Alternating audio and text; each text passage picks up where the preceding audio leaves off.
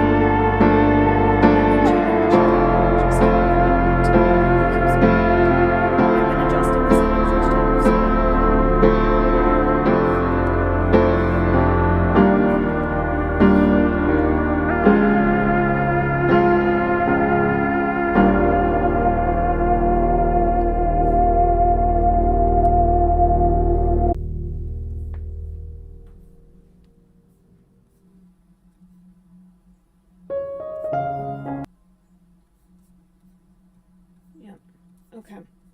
I've put the music down especially low, and I think I got it this time.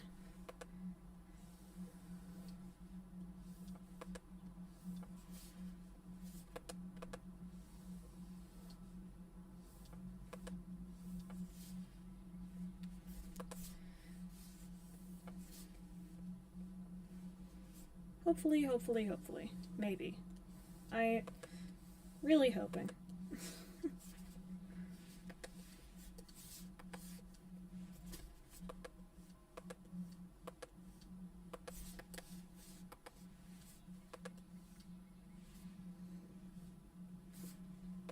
Okay, great, wonderful.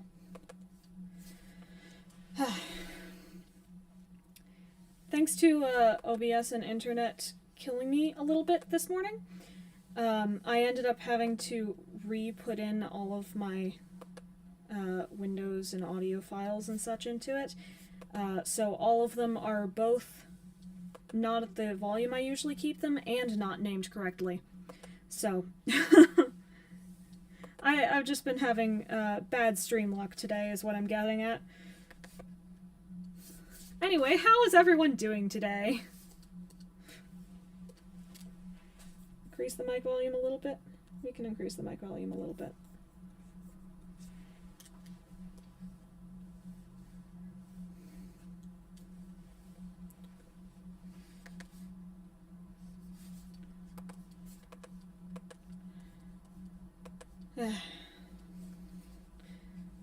I think if I did streams with any regularity, this was a thing that was going to happen eventually. I had a good morning apart from stream difficulties. Other than that, I've been great. Oh my gosh. Let's see. First question I saw was, can you give me a really crazy Warrior Cats fanship from the first to second arc? I'm not going to pick one I've actually heard before, so as not to disturb anyone. If you happen to have picked this one, just no, it was not because I saw it from you. But let's see. You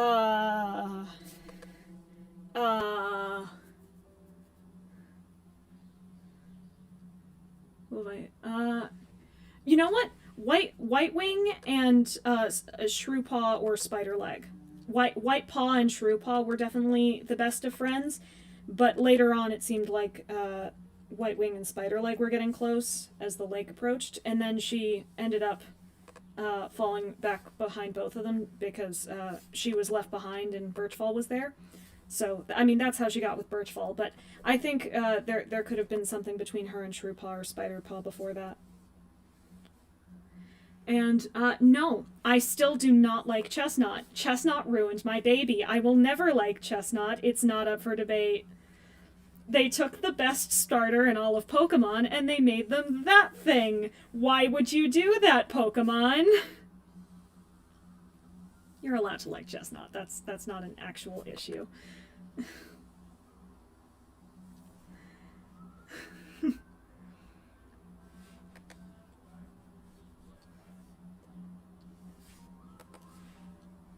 Hawk Mud? Oh yeah. There's a lot of interest to be had in some very toxic villain relationships, just adding a bit of gay spice to it. It won't end well for anyone involved, but, you know, sprinkle some romance in for fun.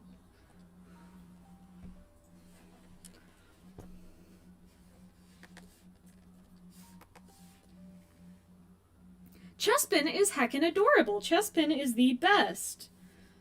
Everyone should love Chespin. Chespin was my favorite Pokemon for a while, despite the fact that I never actually got to play with them. The problem with a lot of this is that I'm a fake Pokemon fan, where I just have a lot of Pokemon friends who tell me about Pokemon and show me Pokemon, and I only ever partially played the Shield, Pokemon Shield, and then I stopped at the credits instead of at the Elite Four because I didn't realize there was any more after the credits.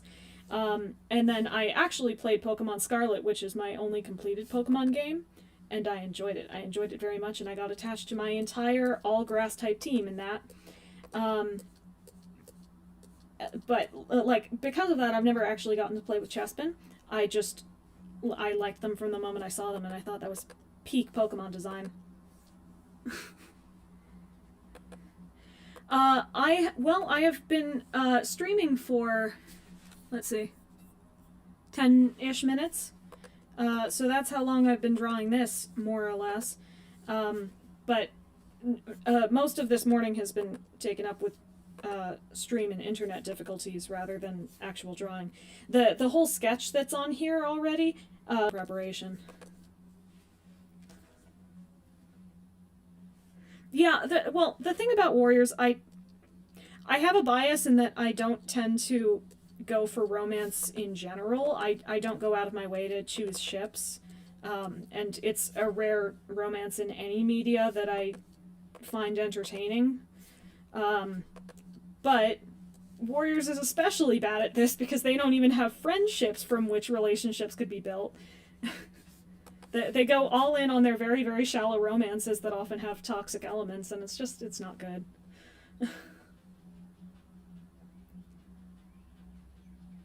Yes. Revision of question. It was about how long I've been drawing in total. And that, it is a more complicated answer than it really should be. But basically, I did not draw as a kid at all. I explicitly did not like it. And somewhere around high school, like midway through high school, I was absolutely bored out of my mind while at a relative's house, and the only thing to do was draw, I guess, because they had some colored pencils and paper, and I said, fine, I guess I'll do this thing. And so I drew exactly what was in front of me. It was like a couple of chairs and a thing of flowers, and I drew all of that. And like looking back at it now, it's not portraiture realism, but it's still pretty good, and I still sort of like it, and I was happy with that in comparison to any of the stick figure cats and squirrels that I had done before when prompted for a school assignment or something. So that was probably my first jolt of maybe drawing isn't the worst thing in the world. But even after that, I really only drew art out of practicality for like roleplay characters and such. Not a normal artist journey, I'll totally admit that. I am an artist because anyone who draws is an artist, but I'm not as passionate as many of the artists out there. Or frankly, as talented or experienced. Oh, I should say, because I haven't said it anywhere else, the audiobook is genuinely coming along. We have a lot of the lines, assets, character designs for Chapter 3, Prologue, Chapters 1 and 2. Health and life difficulties going on with a couple members of the cast right now. That because this is a solely volunteer project that no one is going to make money off of, I don't really feel comfortable pushing. So it will come out when it comes out. I swear work is still being done. There's just some things that I don't feel comfortable pushing when it's a volunteer project. Least favorite warrior cat is 100% unequivocally Rock. He's the worst. He taints everything around him and makes the lore of warriors a million times worse with every word he says. And his status as a pseudo-god-like figure. Cases.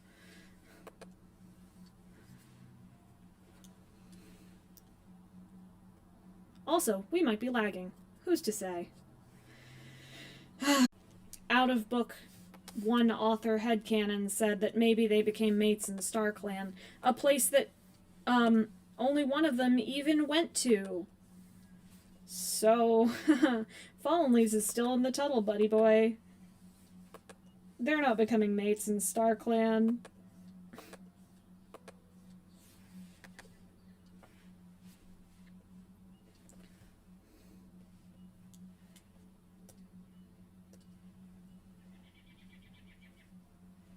Hmm.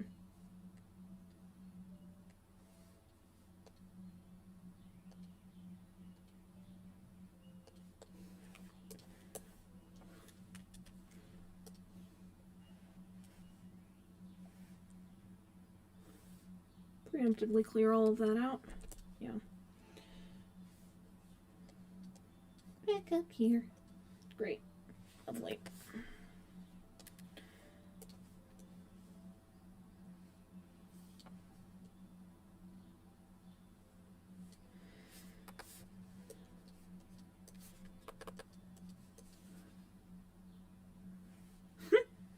We do love we do love Holly Leaf in this house. We all love Holly Leaf in this house. Why do I keep saying Folly Leaves, which is not a name at all?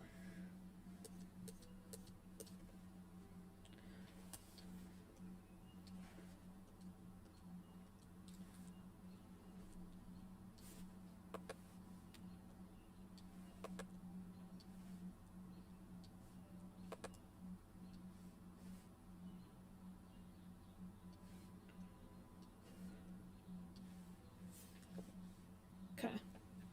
I accept this. Yeah. The Errands absolutely say a lot of things that don't happen in the books. Yeah. Freckle Wish, as of this moment, still not a Dark Forest cat. They can pry those words out of me in a couple years when they decide to look back on their Warriors website family tree and say, oh wow, we put her in the Dark Forest, guess we can throw her in. But at this very moment, right, oops. Nope. Totally claim my Freudian slips of the tongue, but it's not for that reason. This is one case where I am the historian. They are very close friends. Wouldn't it be delightful if there was no lag on a YouTube stream?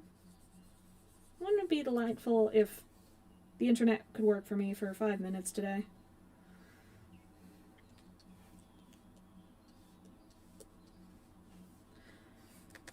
Well, you know, something's gonna happen.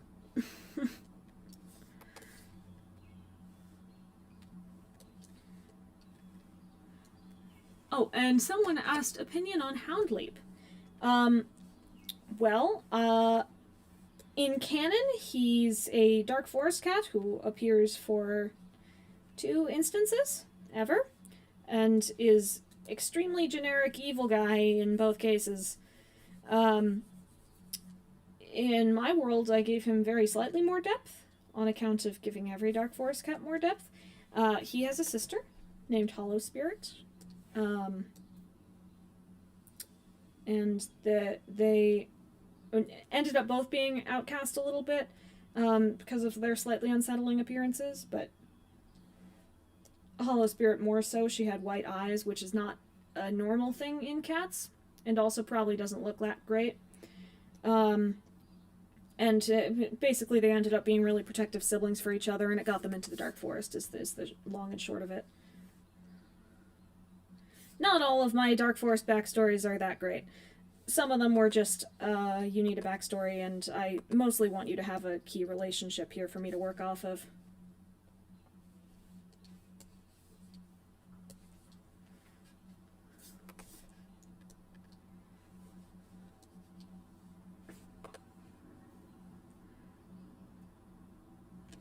How's Paws of Stars book 1 through 6's reception been? It's been genuinely great. I have seriously enjoyed everything people have had to say about them. For everyone who just goes through and tells me when there's a random spelling error or I accidentally used the wrong form of there, you don't sound finicky. I actually seriously appreciate that, because I do go through all of the books before posting and edit them as best I can, and I will be going through again for a full 7-book edit before I actually release the 7th book of Paws of Stars. But I am one person, and my time is limited, and I miss things. It happens. I do not have an editing or publishing firm behind me, and genuinely pointing out mistakes, much more enjoyed than hurting my feelings. But it's been great. I've really enjoyed the different theories and thoughts people have shared, and how people are taking it. It's been great. Because of that 7-book edit, it's entirely possible there will be a few things that are very slightly changed before the 7th book's release. My basic plan for that is when I have finished the rough draft writing of the entire first book, 7th books, my goodness, of the entire 7th book, basically what I'm going to do is go through and, oh no, sorry. Basically what I'm going to do is go through and do a complete edit of all 7 books together with the context of knowing exactly where everything goes, and instead of just having chapter outlines for everything. I'm going to go through and look for any, silly spelling errors, take out all of those things where AO3 automatically inserts a space after every instance of italics, which occasionally gets on my nerves. And after that, I also want to make sure that all 7 covers are done so that it can be released as one final thing. I'm also going to, because it's been so important to me that I don't give much away ahead of time, and that I am able to successfully bring people in. Hold on, let me try out this color. Yeah, that's fine. It's going to be more like that. Yeah, so that I can successfully bring people in blind. And to an extent, I have a deep desire to keep spoilers free, but also leave it open to change minor things if I absolutely need to. The biggest part is I want almost everyone going into it to be able to have their own fresh reactions. I didn't ever want to do a video where I explained every aspect of what I would change in the different plot beats, and I would make these relationships between these characters, because those were things I wanted you to be able to experience and have your own reactions to naturally. And that's the main reason I've kept a closed lip for so long. No problem to people who do that, by the way, the ones who make rewrite videos about what changes they would make. I love listening to those for all different fandoms. It just wasn't the thing that I wanted to do. So when the 7th book is released and everything is edited and it's done, I'm over it. At that point, I will have an actual Paws of Stars video where I explore every inch of it and tell you what this thing is.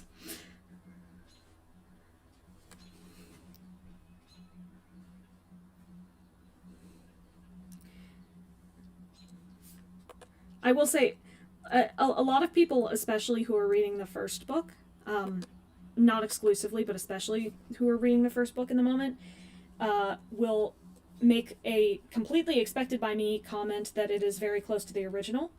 And to that I say, yes, that is correct. Because my fundamental goal with all of this was using almost the exact same set of building blocks that the Errands had, and just knowing where they're supposed to go so that I can make an effort to make all of them fit somewhere. If they're going to travel into the past and meet the ancients through time traveling, I want to make that mean something in the present. I want everything to actually have a purpose. And I wasn't going to put, for instance, Kestrel Flight's 2 scenes of any friendship with Jayfeather before I put in, or in a completely different book from where I was going to be putting in his biggest interaction with Jayfeather, where essentially he learns that Kestrel Flight maybe isn't actually stupid and just cares a lot. And maybe that's stupid in its own way, but it's not stupid in the way that Jayfeather thought it was.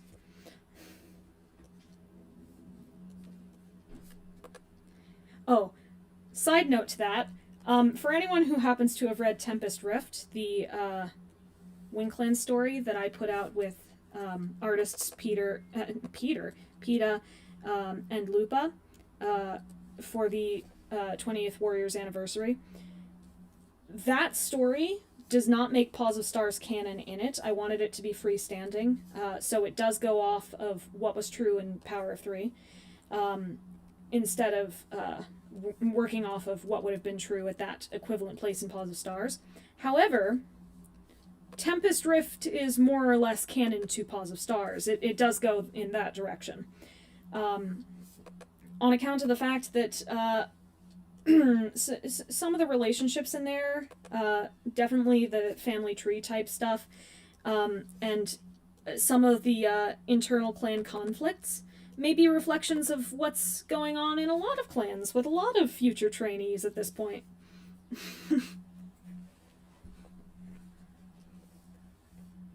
You want me to put lipstick on? Here. Hollyleaf with lipstick. Let's do it. How bad is this going to be? This is going to be very bad. Oh, no. Oh, no. Oh, no.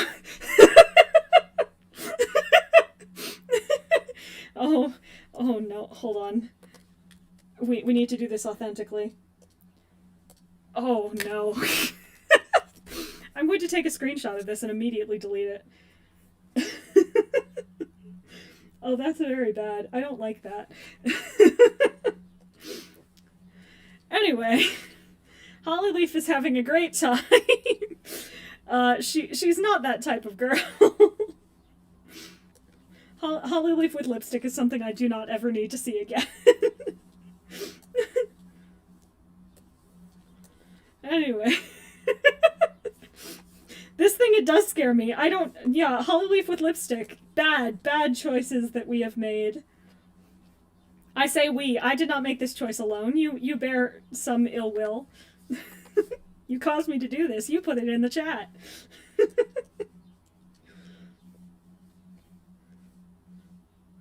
You know what? Fine. Hollyleaf Girl Boss, she can wear lipstick if she wants. I just highly doubt she wants.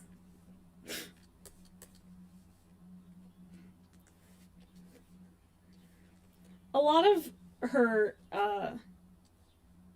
ideals, some would say tendencies or neuroses, have a basis in practicality. I'm trying to make the concretely best choices that I possibly can. And obviously in a lot of cases that's just not possible. But moreover, there's the problem that... oh no, that's not what I wanted you to do. Let's try that one again. Nope, we're fine, actually. That's fine. Let's try that one again, then. Whoosh, there we go. But moreover, there's the problem that anything that isn't practical will always come secondary to what she thinks will get her the best goal. So even if it's something she personally enjoys or she personally would benefit from, she won't do it if she can't find the justification to, you could say. Anyway, I'm going to start off with this, because I know that's what I'm going to want.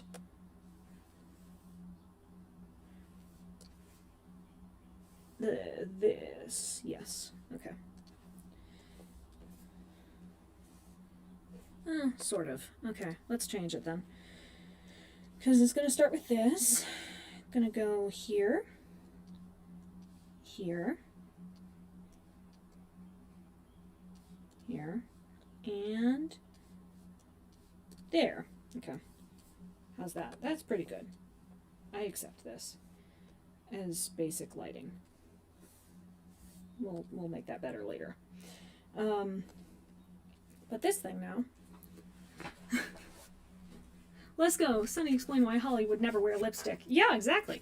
So my basic point is part of that practicality that actually affects her more than lipstick ever would is, for instance, giving up her friendships, giving up her happiness, giving up her own sense of self and place in the warrior's hierarchy, if she thinks that there's a reason something else needs to be done. But what it also means is she wouldn't wear lipstick, because lipstick has no practicality.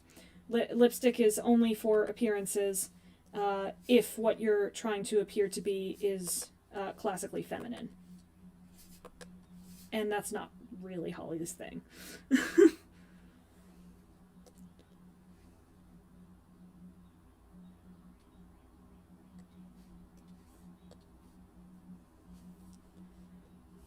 It could be. Absolutely, it could be. It's just, I don't think it is. Nothing wrong with being feminine. Holly Leaf probably just isn't. You know who would wear lipstick unquestionably? Honeyfern. Honeyfern would wear lipstick every day of her life and enjoy it.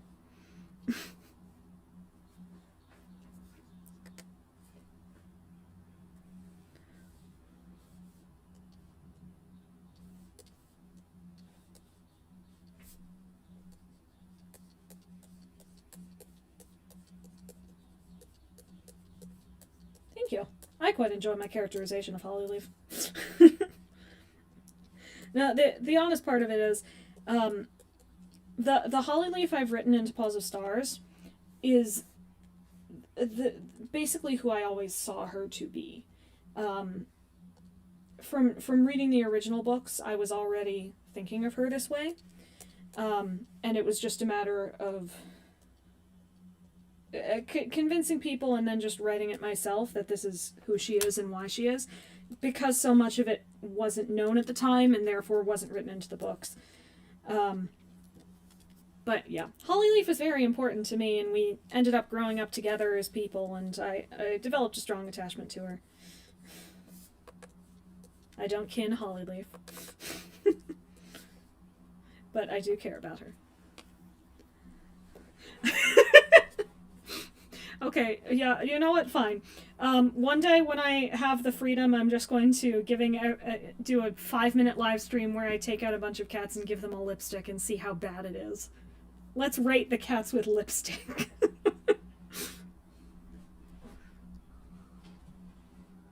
Poppy Frost would wear lipstick to impress Berry Nose, then find out she actually really likes it regardless of how he thinks. Absolutely. Additionally, I think she would definitely start doing it because she saw Honeyfern doing it and thought that might be what made Berry Nose like her. And then found out, no, it's because Honeyfern is Honeyfern, that's why Berry Nose likes her. But it's okay, because I don't have to be loved by Berry Nose as much as Honeyfern is. I have my own life.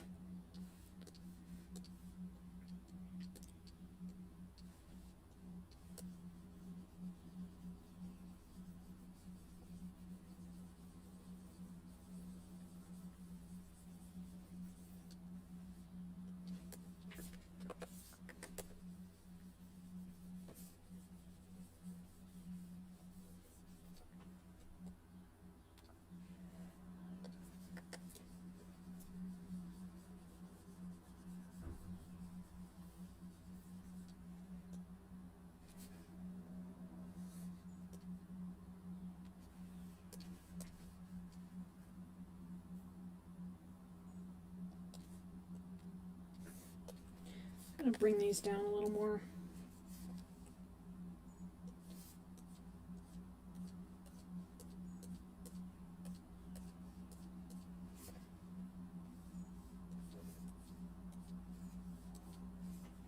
Yeah. But then I also need to bring down the smoke, of course. Yeah.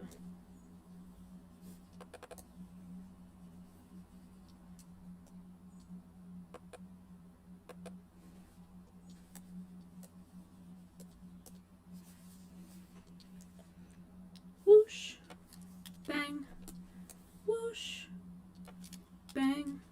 Okay. Headshot, headshot. Let's, oh, actually, there's one thing I had said I wanted to do, and I still do want to do.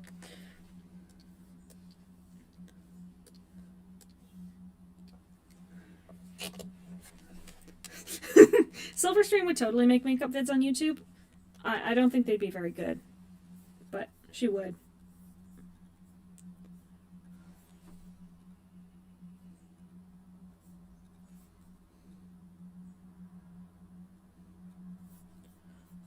Yeah.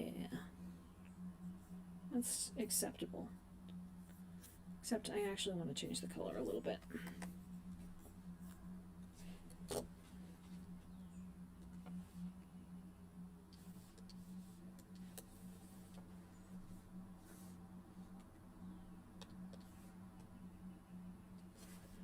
Yeah. Okay, that's acceptable.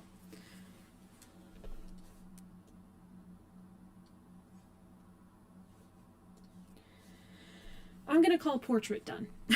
Here comes the entire rest of the background.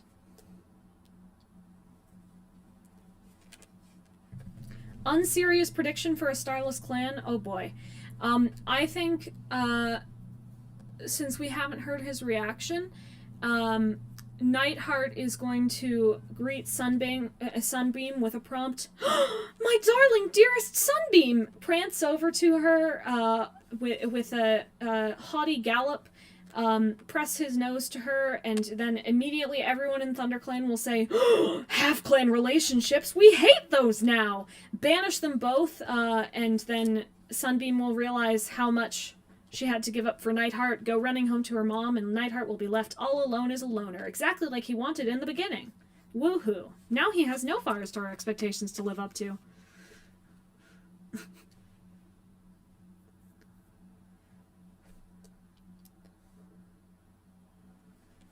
If Bristlefrost wore lipstick, now Rootspring would be sadly wearing her lipstick.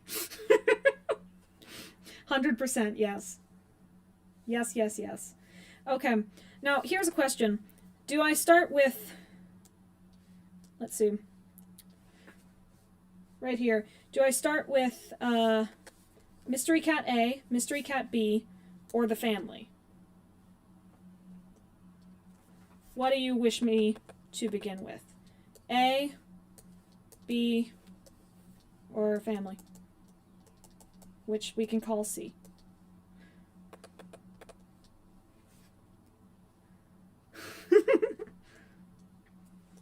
This cover only has a center to it. Let's not call it amazing just yet.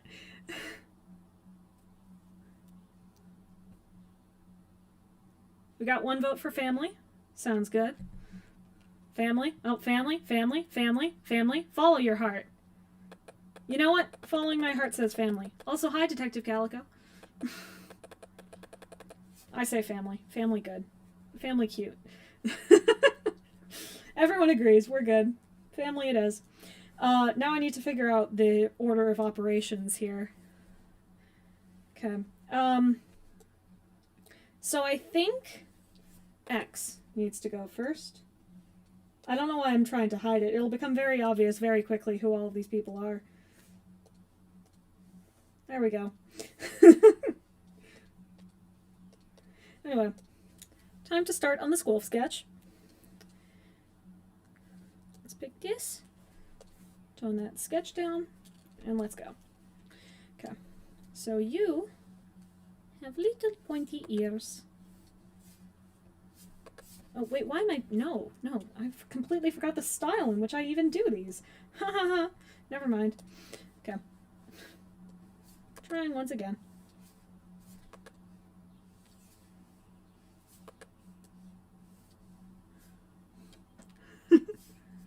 What family am I going to draw? Guess you're going to see. What family did I decide to put on the cover of Inferno? There's two mystery cats looking down at this family with different feelings about it.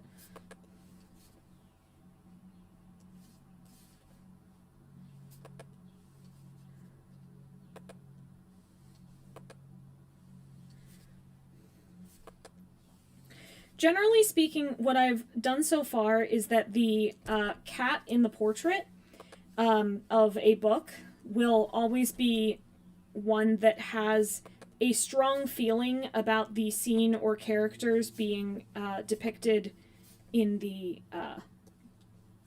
bottom or outer scene of the book. So, in the first book,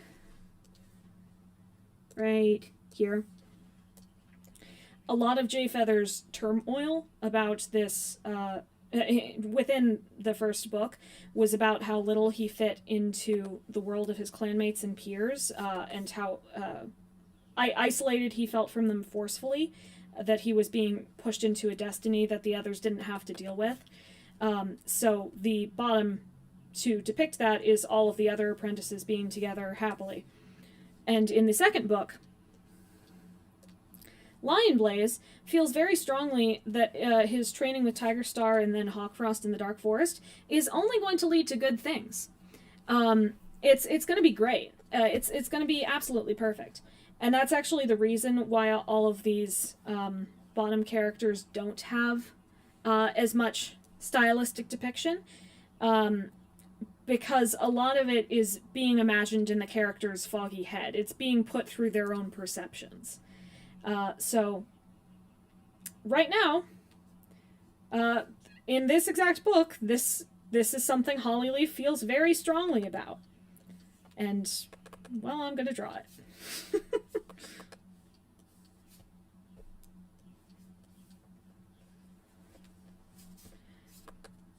So yeah, these expressions right here, I'm going to try to convey them in other ways, but they won't be depicted like that. They won't have noses, for example. I think I was mostly just doing that for spacing, or because I completely forgot at the time. Yeah, Lion has a great time in that book. He only ever got good things out of his relationship with Tiger Star and Hawkfrost. And, you know, it was great because, see, his silly bossy sister Hollyleaf was telling him things like, you can't be with Heatherpaw, that's wrong, or you can't, you know, not follow the warrior code, that's wrong, or, oh no, Lionblaze, you shouldn't be training with evil warriors from hell, that's wrong. And, you know, Lionblaze didn't really like that. It felt like his sister was being really controlling. So, Tiger Star and Hawkfrost, meanwhile, were always telling him, no, the warrior code is actually just an excuse that people use to, put each other down, and you're doing everything exactly right. You should become the strongest cat in the forest, because that's who you are. Haha. By the way, would you mind using any of that strength to, I don't know, help us, maybe? You know, if you're up for it.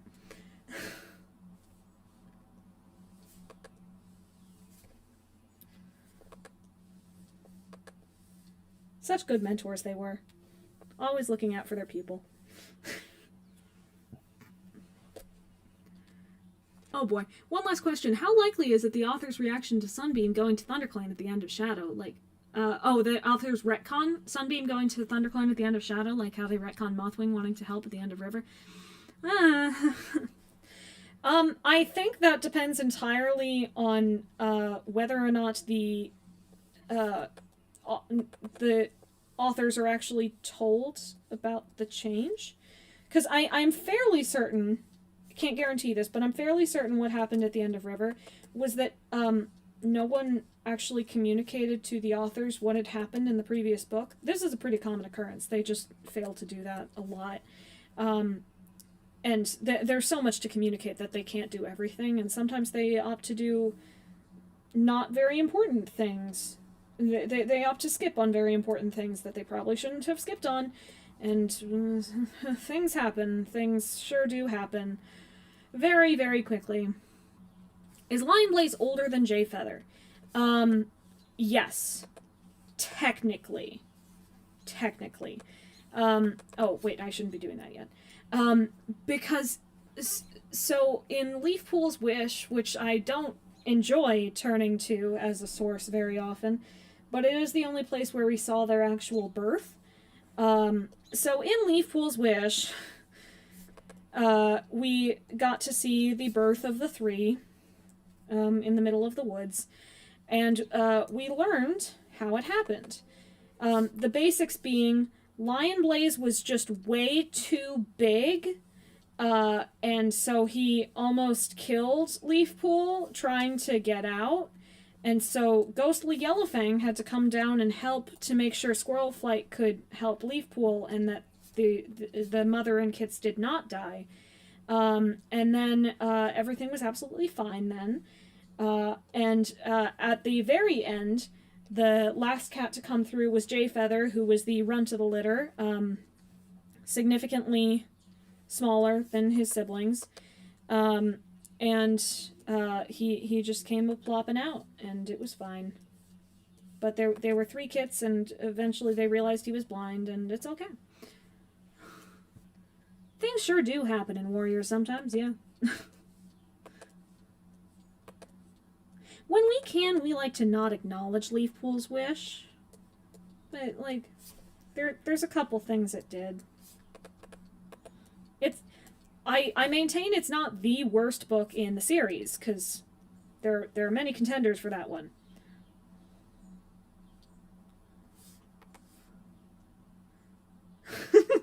Dang, Lion Blaze is a murder man, even in birth. Yeah. Accidentally, but yep.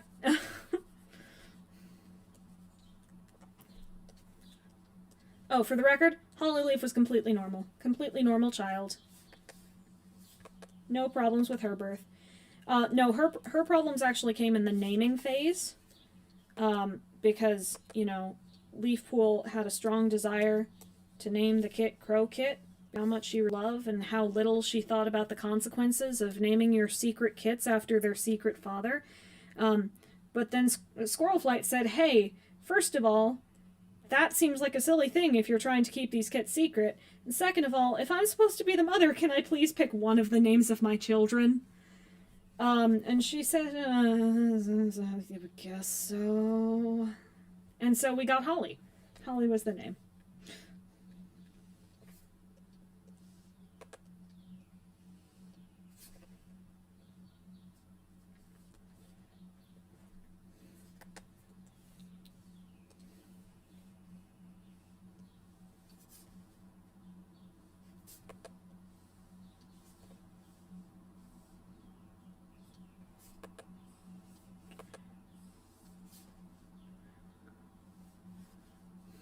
Killed a clan leader? Oopsie doopsie. It happens. Hey kids, haven't you ever been walking around and, you know, just stretching out your claws for the day and oopsie doopsie, I killed a clan leader. Happens to me every other day of the week. And it's fine. And nothing happens. It's alright. In fact, everything in Lion Blaze's life, absolutely fine. He never makes any mistakes. And everything turns out okay.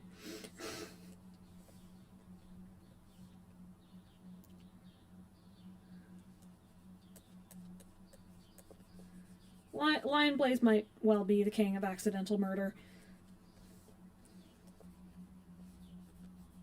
He's done it in a deputy and a leader at this point. I don't know how far he can go. I think he was trying for the whole power trio trifecta when he went after Shadowsight, but that was less accidental.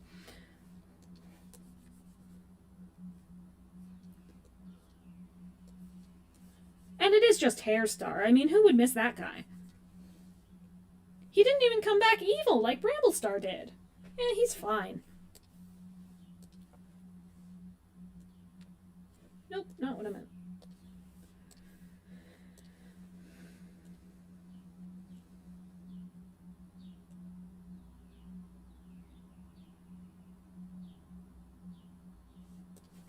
Yep, that'll do. Okay.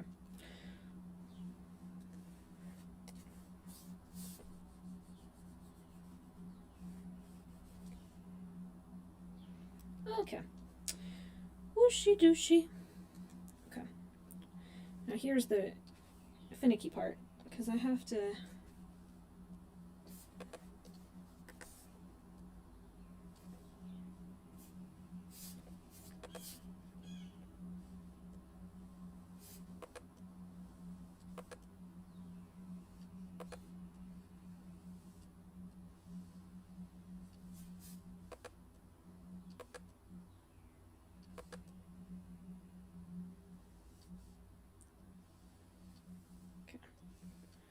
Whoosh. There we go. That'll do.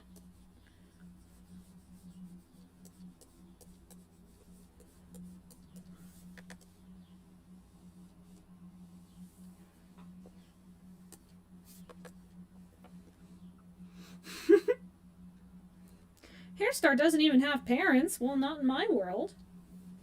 Hairstar has parents like everyone else. It just happens that his parents live in the horse place and are named Smoke and Flossie. And have 3 much more, you know, popular and, well-known kits across in the other clan. It's okay. Well, one of their parents died. It's really only half relationship.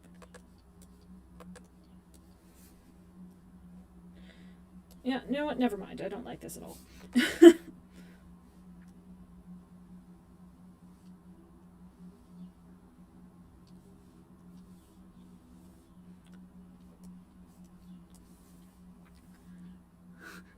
I like how Jay was just living it up without a name until he opened his eyes and they were like, oh, you've got to be J-Kit! Yeah. There's a lot of cats like that. One has to assume Yellowfang was that too, because there's no other way that Kit Yellowfang would get that name.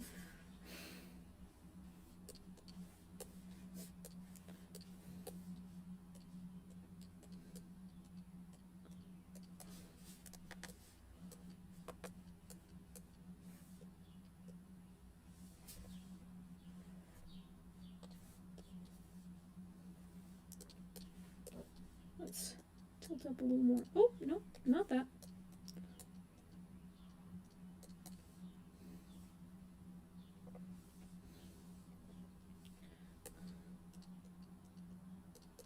There we go. Okay. On to tail, which is its own thing.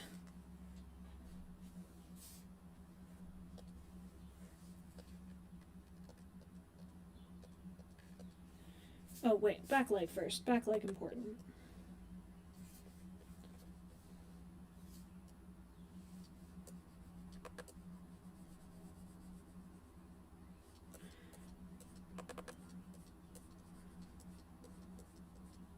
Whoosh, whoosh. There we go. Okay. Now it's time for tail. Tail goes behind everything. Okay.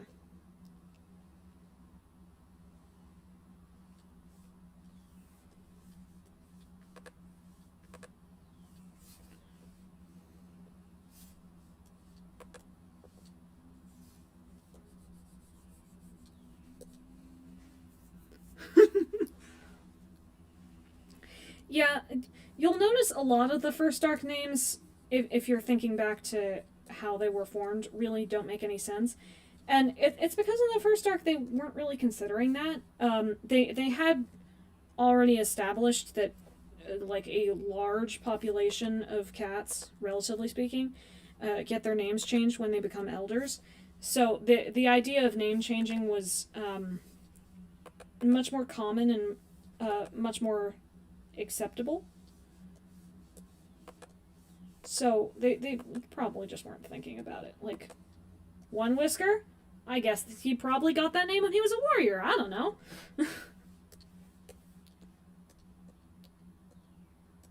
Don't ask me. Nope, not that.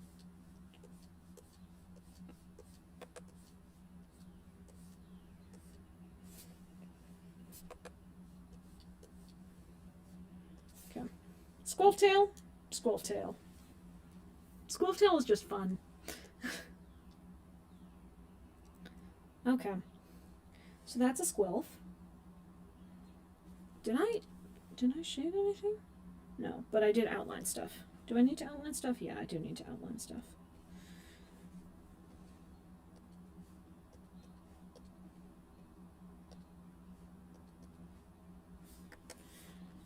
Okay.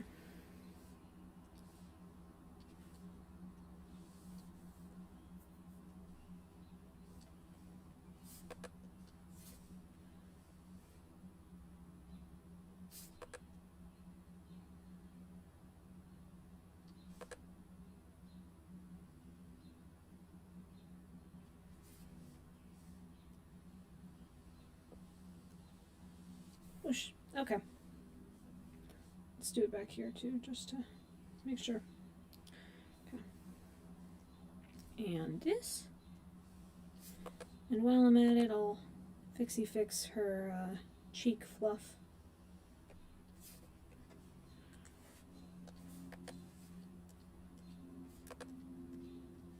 Fixity fix. Woo. Okay. Oh my gosh, the white paw! forget that? Okay, hold on. I actually have a full body of Squilf. Let's take her out and just make sure I'm not missing anything obvious and stupid. Where is it? Squilf, Squilf. Squilf, Squilf. Where are you? There you are. Left foot. Got it. And it's back here.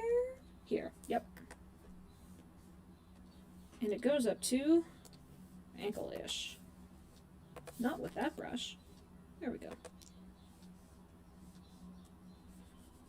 White paw. Beautiful. Anything obvious? Tail. Nope. Nope. Not that. Cool. Did I? Nope. Great. Smooth that out a little bit, though. Okay, good. Squilf, Squilf. Squilf done.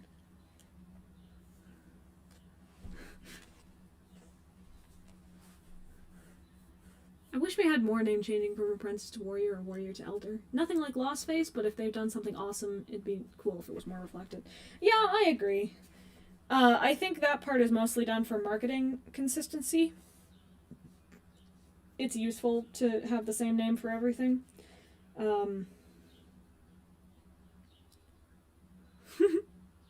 Glad you like Squilf. I like Squilf. Okay. Squilf's done, but it's time for her less fun brethren. Let's do this. So you have pointy ears, but they're pointed in.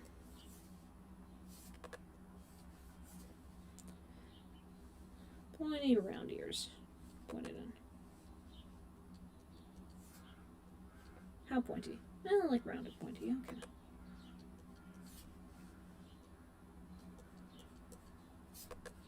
Okay. You also have a smooth head. Just like your daddy. And you have the swoopy up. Swoop, swoop. But not that much swoop. Less swoop. Contained swoop. And then squaring out your jaw is the thing. And it goes up, down.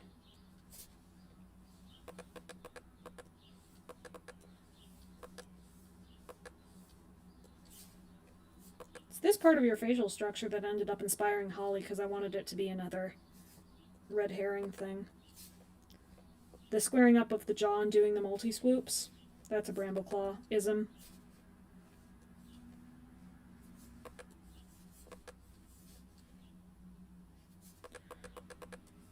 Down further. Swoop. Swoop more curly.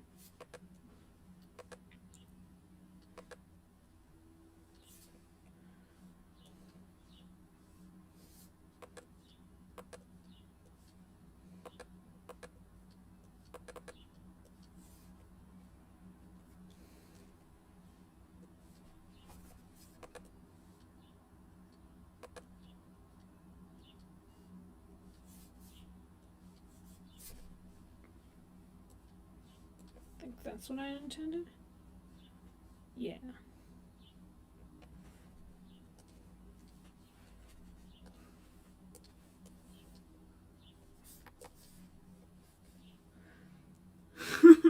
Yeah, this is a Brambleclaw unappreciation space, absolutely.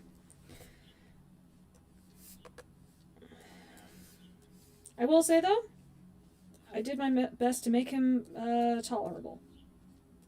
Not good. Like,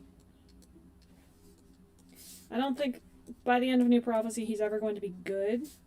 Bramblepaw was good.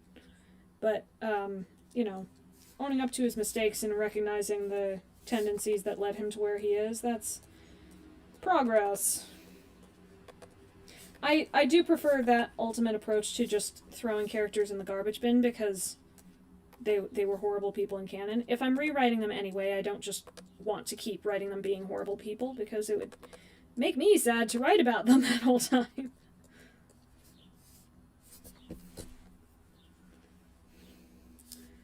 You know, hey, Millie get you. I notice you're saying that school should break up with him. I might refer you to the Warriors fan series by one Sunnyfall. Name escapes me.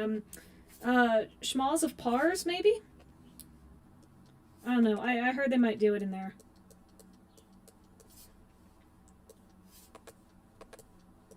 That said, it won't actually affect canon. None of this is going to actually affect canon. Such a long shot. That would ever happen. No one on the Aaron Hunter team is contacting me. They wouldn't want to.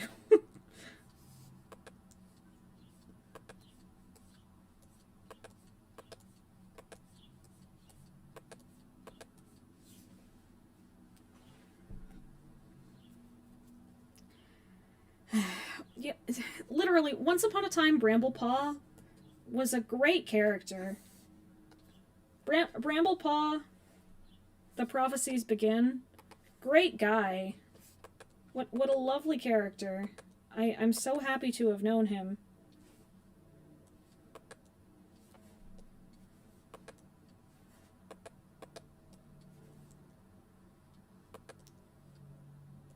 You have big, bulky shoulders, sir. And I know I built you that way, but still.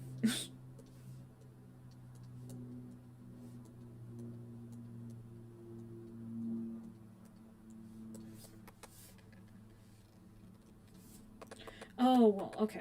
Yeah, no, I get it.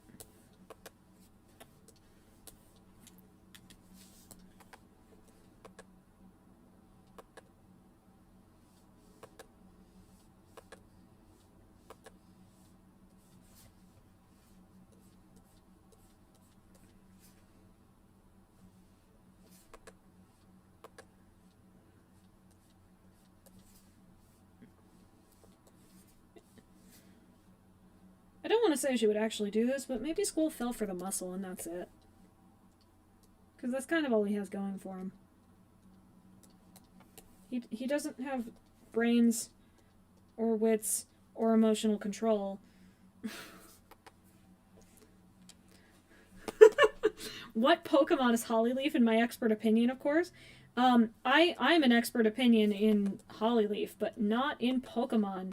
I don't know enough Pokemon to correctly determine which one is best Hollyleaf. I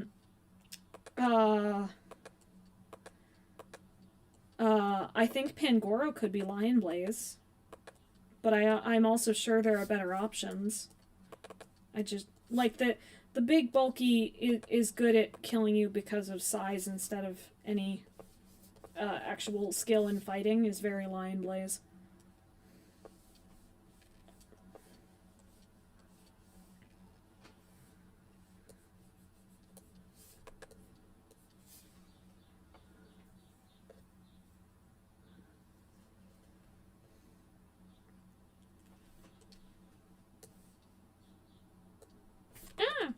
Nope. There we go.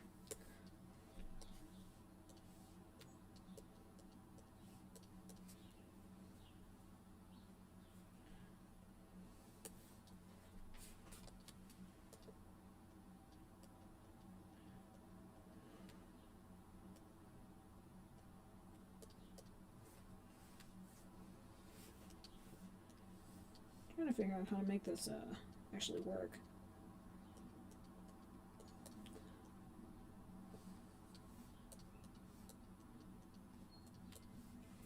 Oh, nope, not that. Just this one. There you go. Good boy. Okay.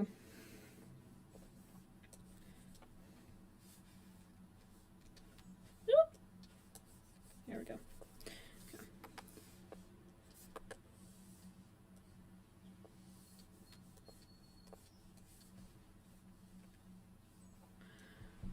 Where can you read Paws of Stars? On Archive of Our Own. It's the link to it is in my every description, I think, including this one.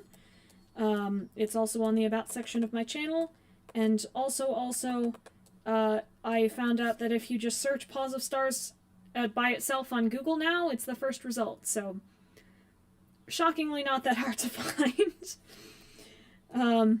I will say, if you have trouble reading on AO3 specifically, it is very easy to just download the PDFs from there, and you can read it whenever you need, wherever you need, however you need. Change the font if it bothers you. Whatever works.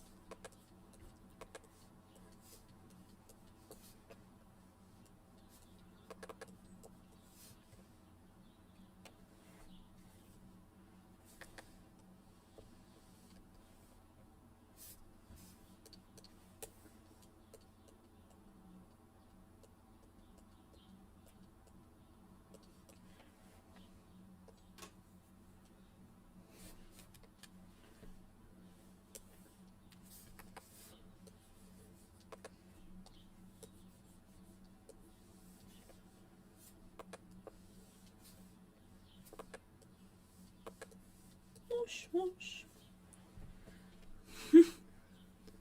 Yeah, this is my Bramble ref. Bramble is one of those characters who prefers to be dead-faced most of the time, because it's usually either that or anger issues.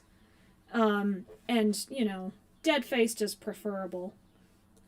He also thinks it makes him look professional. It doesn't. Firestar is able to look professional and smile. Why can't you, buddy?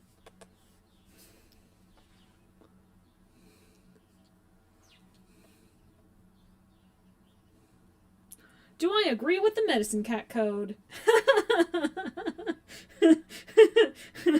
Okay, well, no, honestly, I have a few things to say about that, because item 1 is that the medicine cat code isn't, like, actually a thing.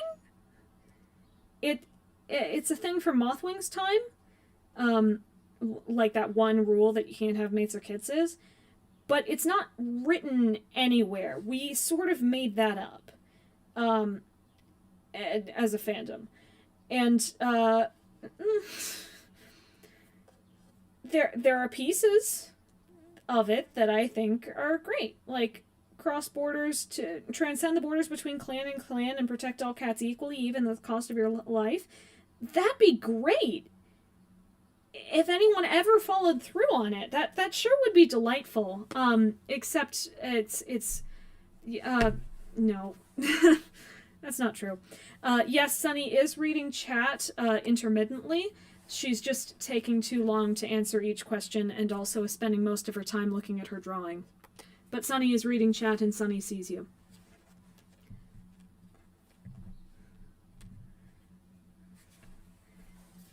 But the whole medicine cats can't have a mate or kits thing, this is stupid for a number of reasons, and I'm not going to be the first to say any of it. But it's like the intentions behind it, without Mothwing's vision specifically telling us the context, are just that it's going to prevent you from having bias when you're working, in which case you did not go nearly far enough. Actually, the way you do that is keep the medicine cat locked up for the entirety of their training so they don't meet anyone, and then promptly send them to another clan once they get their full training, so they won't have any connections to any of the cats there. And then also, whenever they're healing people in the future, you can't have them talk to any of them, or, you know, also not when they're healing people. You just don't have the medicine cats talk in general, because that could be dangerous. They could form attachments. They could make friends. Then they would have bias in their healing. Oh no! It's just... that wasn't going to happen. No one was going to do that.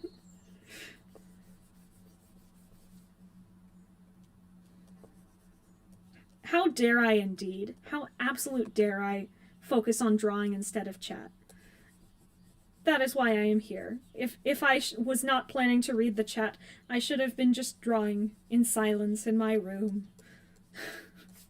In a few hours, you could get the finished piece and you could stare at it and get all the enjoyment of coming to the stream without the hours of time investment needed to come to a stream.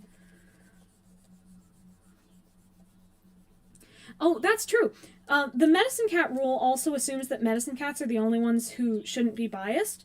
I think leaders and deputies shouldn't be biased. Why don't they get anything? You don't tell leaders and deputies they can't have mates and kits. Were you about to tell Firestar he couldn't become mates with Sandstorm? I think he'd have issues with that. That seems like a mean thing to do, sir.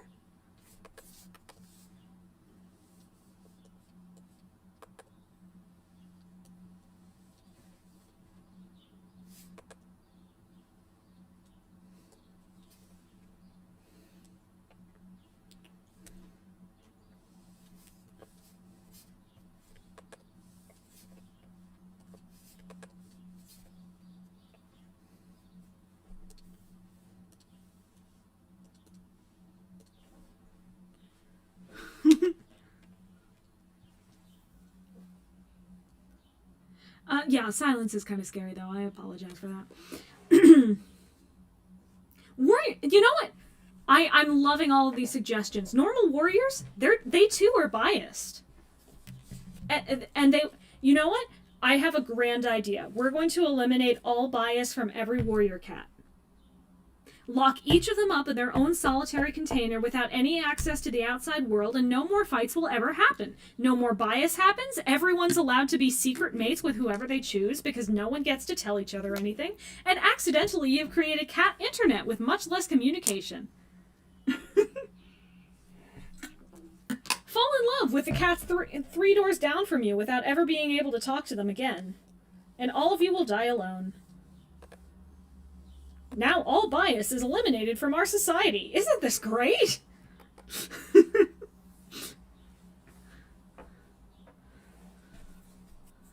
Oh, yeah. I knew you were joking. I do not take offense to it.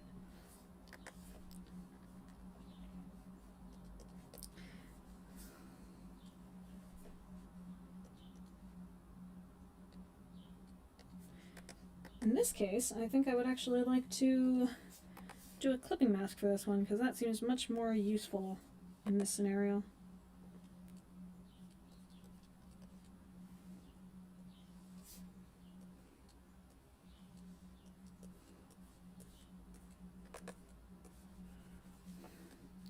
The intention of his fringe is to square out his jaw even more.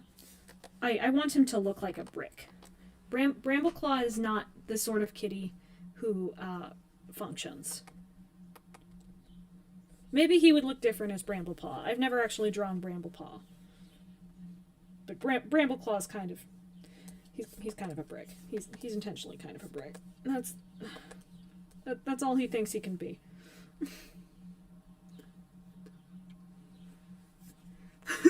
Perfect societies.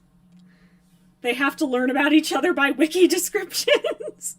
Oh, that's a question. If you only had the wiki descriptions to go off of, which cat would your cat OC fall in love with? From 3 doors down across the lake in Cat Hell. Which cat would you imagine talking to and becoming friends with despite never having that opportunity?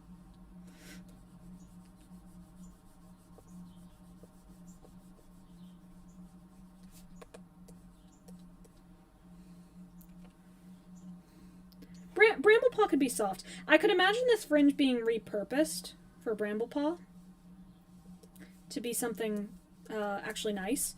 And maybe even closer to Firestar's shapes, because a lot of his conclusion to his character arc was that Firestar was wrong, and it wasn't that he and that Bramblepaw and Tigerstar were alike. It was that Bramblepaw and Firestar were alike, and Firestar finally saw himself in his apprentice, and they got along much better. And that was nice. That was delightful. If only it stayed that way.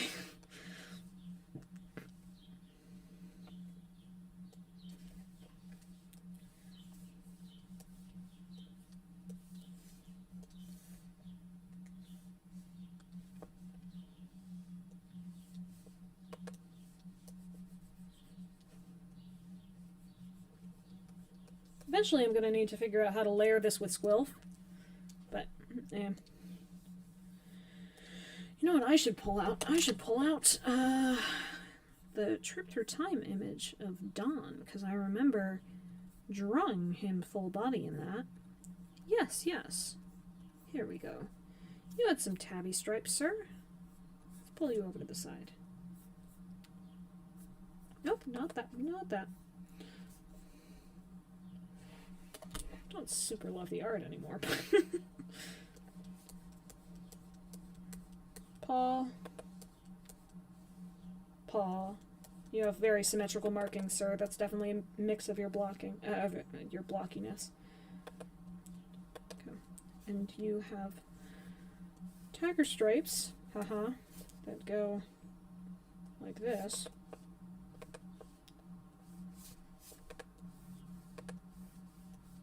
Whoosh, whoosh.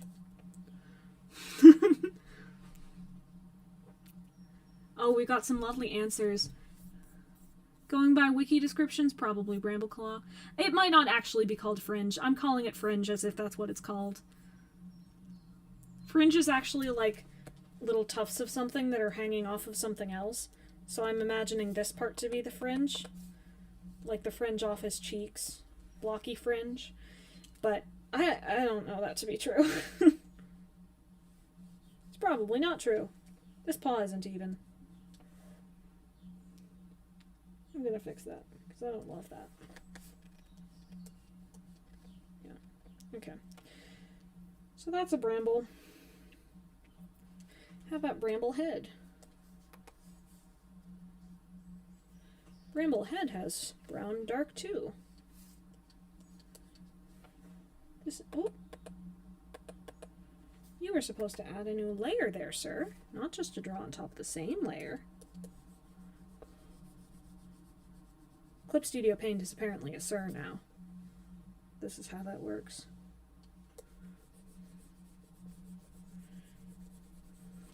Okay. And then also,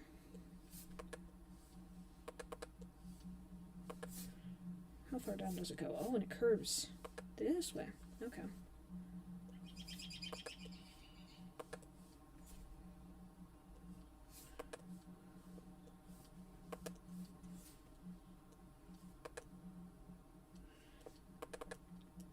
Marking-wise, he is a lot like Tiger Star, which was intentional. That's a key part of his character. That was one that was not going to go away. Bramblepaw before TNP... before the new Prophecy was so good. Bramblepaw was so cute. Bramblepaw was a large part of Firestar's late character arc, and he was great in that. He was great at propelling Firestar forward. It just... I wish that he kept any of the values from his time as Bramblepaw and didn't become a completely different character who went backwards in progress by at least a couple years as soon as he became a warrior. Please stop.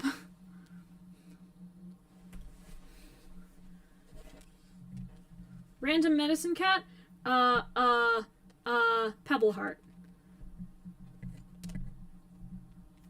Pebbleheart is a random medicine cat. He's actually great. I love Pebbleheart.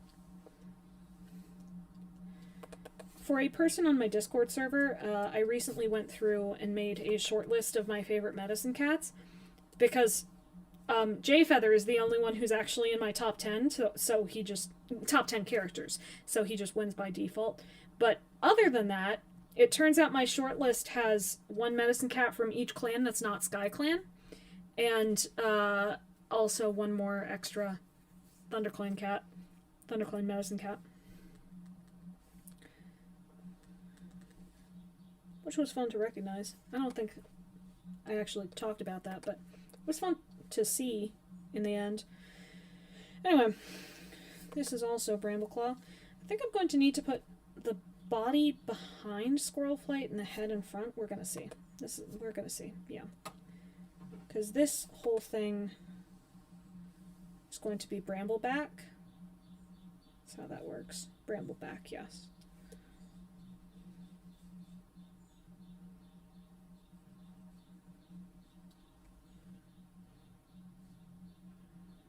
I'm trying to figure out if anything would actually be seen from this angle.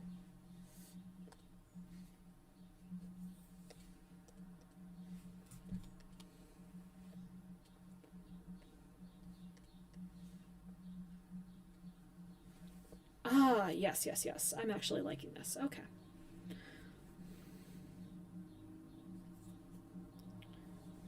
Yeah, that'll work, that'll work. Okay. And, no, the answer is no. None of that would be seen. So it's just that, and then on top of that, but before anything else, we have the bramble tail.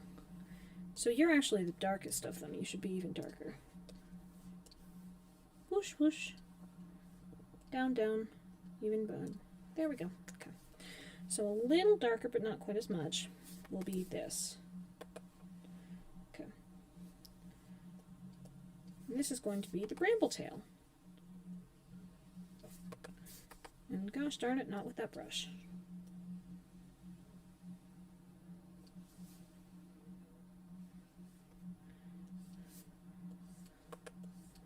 Is Squilf stepping on his tail? You tell me. There we go. Okay. Yeah, because it's intentionally flowing in behind him. He does not have a super thick tail in the way his wife does. But it would be all this, at least. And I'm definitely going to need to make that darker, but that's okay.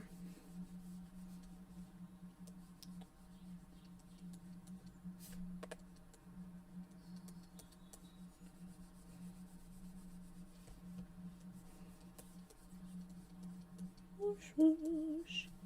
I don't know why I devolve into just random sounds when I start getting focused. I also don't know why I have the most focus in just trying to do the color contrast part. Because this is not the most difficult at all. Tonal correction, down, down, down. Oh, you know what? I don't need to do that at all. I need to do this. I need to do this thing, and then I'll be good. Because that would be his stomach. Not with that brush. Yeah, there we go. Okay.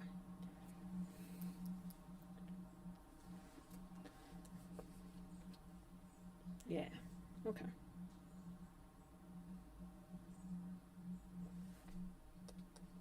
Maybe his tail does go behind? No, it does not.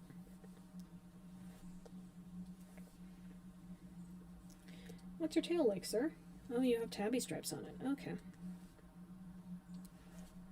So, wait, in that case, I can take the darkness down quite a bit. Light, light, light, light. Not that light. There we go. Okay. And then these will be the stripes. And also you can go away. No, you can't. I still need you. Cancel. Okay. What are your stripes like?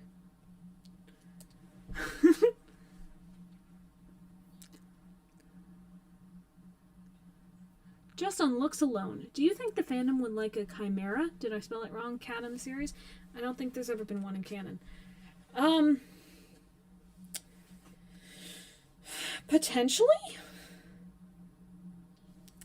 On looks alone, maybe. Things. Because we have so many different sectors and different communities who all have very specific but different opinions from each other, it happens sometimes. Okay. Gonna do one last check through, but I think I'm happy with that. So that's the parents. It's time for the kiddos. And first kiddo, let's start off with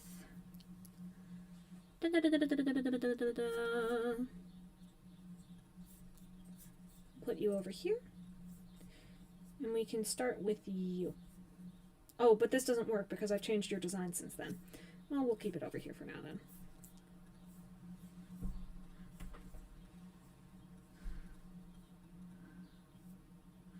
Okay.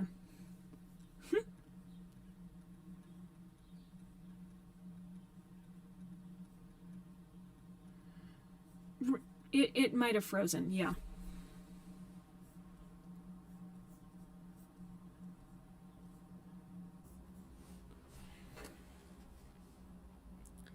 It's entirely possible that it just froze, yeah.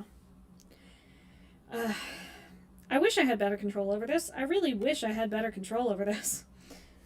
But, well.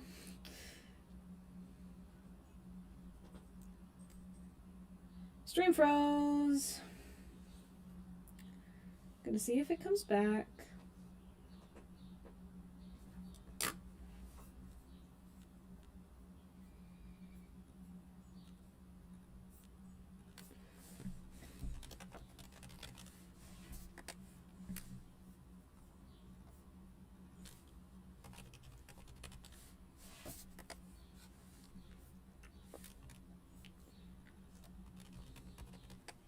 The stream is, hypothetically, about seeing some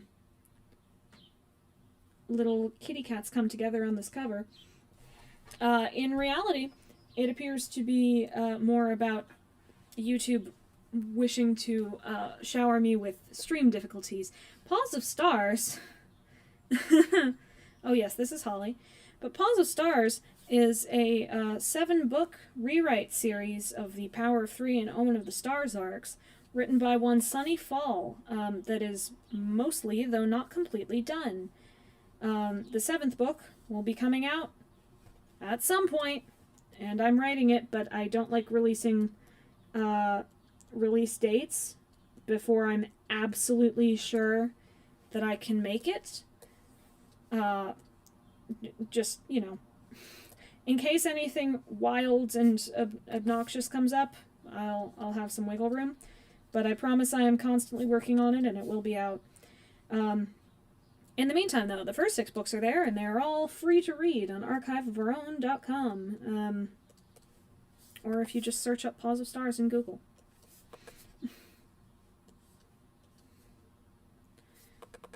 Lower.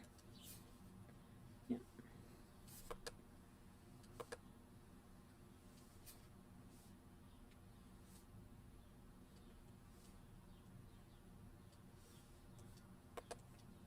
The link should hypothetically be in this description, if you wish to go read it.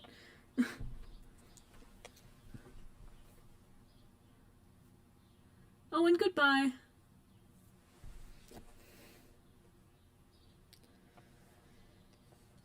Feel free to leave and come back at any time you ever need, for the record.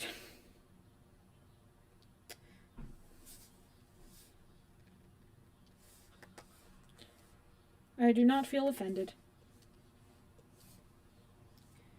You're a newborn babe. How much fluff do you really have? Not newborn, but, you know, less than a moon.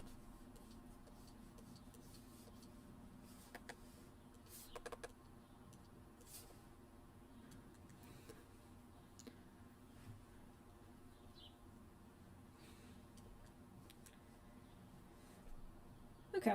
Yep, that's a head. It is a head for now. Let's try a body. Darken very slightly. And let's do a body. You're a kitten, so your body is more round and less distinctive.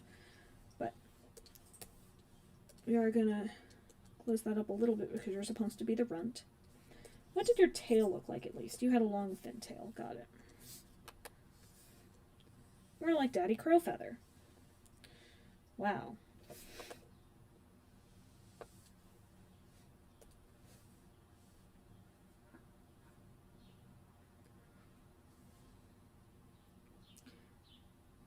What if here between this Berry Nose and Blossom Bowl, who would be a better leader, since both are a bad choice anyway? Oh my. Blossomfall or Berry Nose? Who would be a worse leader? A better leader. Let's go with better leader. Who would be a better leader? Oh. Oh, jeez.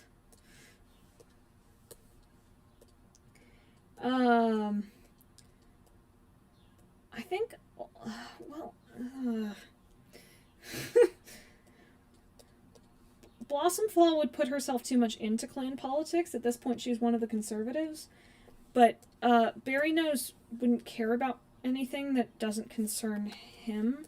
So, like, everything would be about proving himself rather than doing any good for the clan or anyone ever.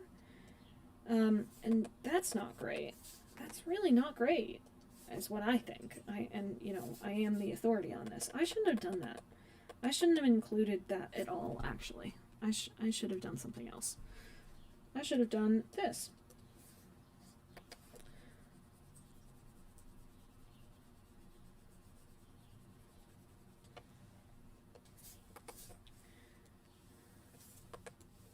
Leg. Oh, but you're loafing, so your legs would be hidden under there. And this leg would be hidden under there. And you have a chest. There's your chest. And there's your little kitten belly. There's your body. There we go. Let's even that out a little bit, though. Okay. Now within this little kitten body, has anyone ever accidentally used Warriors terminology, IRL? Moon instead of month. I haven't done that one. I did accidentally say mouse-brained once when I had been definitely writing for too long. Thankfully, my friends tend to be aware of my interests, and it is not especially difficult to communicate what just occurred.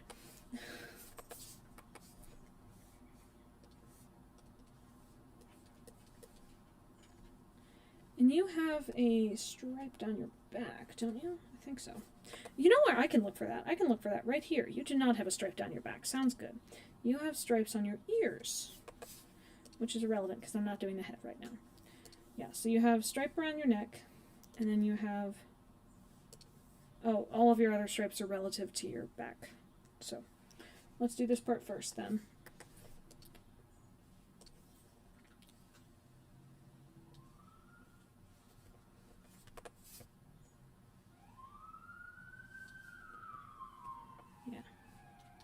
Fill this.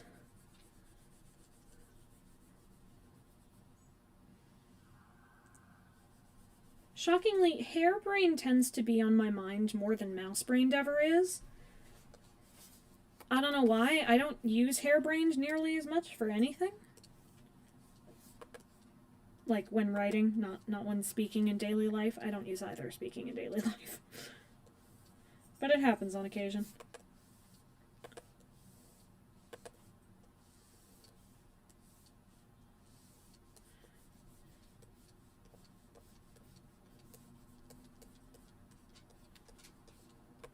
You're a tabby, honey.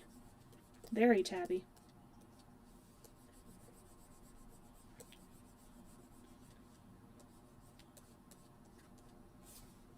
Okay.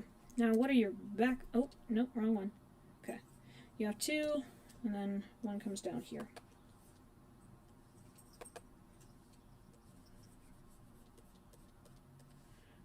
Okay, but... which direction? In and out. Okay.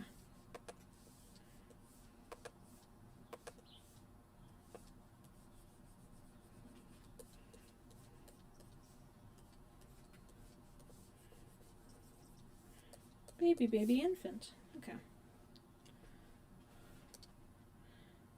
Yeah, and you have white paws, well, light gray paws, which would probably just barely show.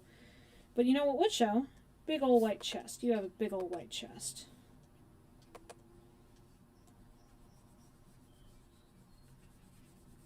And that extends to be a big old white belly.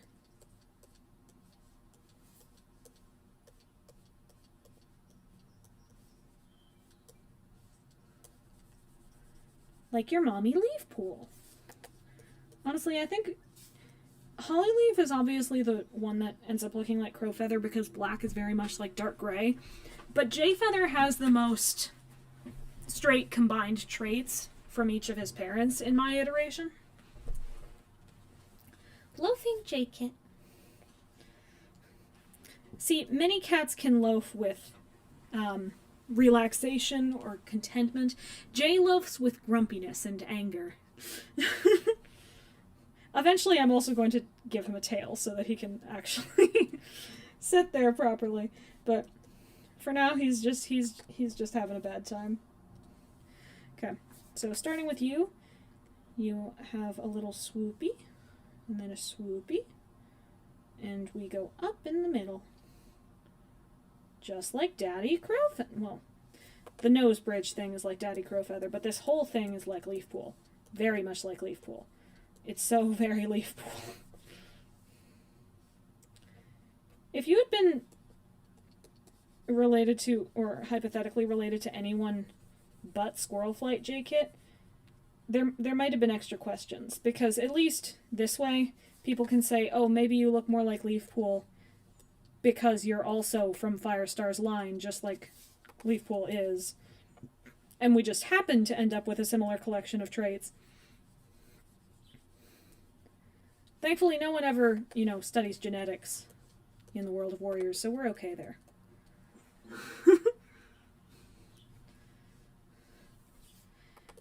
J-Kit was, like, now that we have seen it in Leaf Pool's Wish, which I have unfortunately now had to reference twice, in Leaf Pool's Wish, we've now officially seen that J-Kit was roughly grumpy from birth.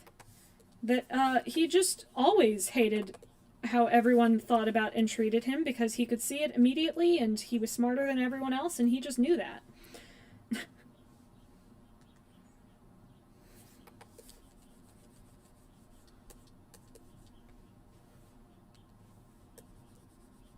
Oh my gosh. Did I do that whole thing? Yep, I did. Okay, well. Try this one again. Is that you? Yep. Layer settings. Nope.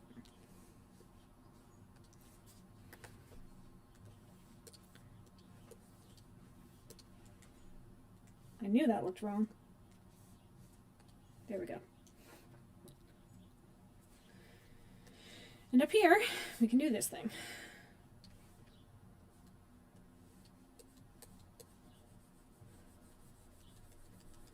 Jay has half ear markings so that he can emphasize his ears being pushed back at the sight of you. He's a peach. He loves being around you. He loves making new friends. He's the happiest of little boys. This is exactly what all kittens are like.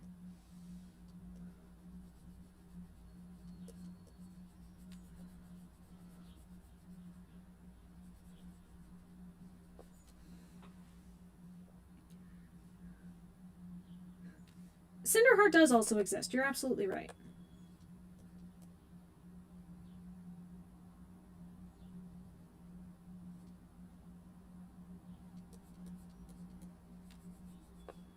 And Cinderheart looks exactly like her dad's sister through strange and mysterious magics.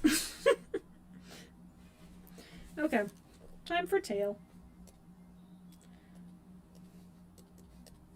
Maybe behind head. I don't think it'll make a difference, but behind head, sure.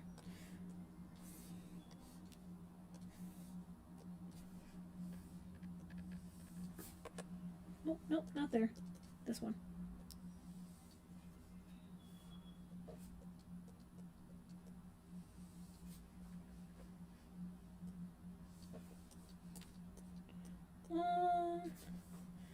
Short, round tail. Okay. Don't need you anymore.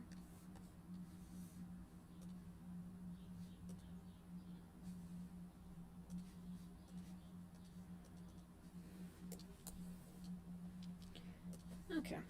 What did I do for your tail, buddy? What was your tail like? Okay. So, on tail, entire back half has the shaded section.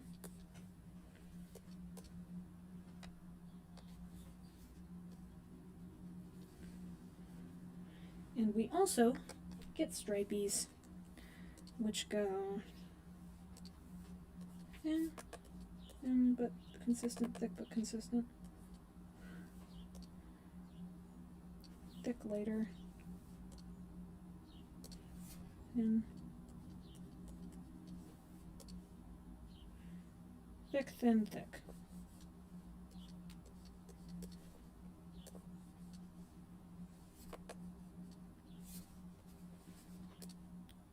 Yep.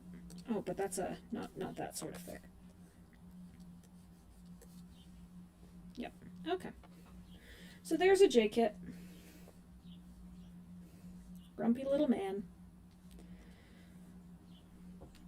Let's do Lion Baby next. As he leaps through the air. And I think we can officially have Squilf back. Yep. I was thinking... maybe Lion could be a little more this way? Yeah, something like that.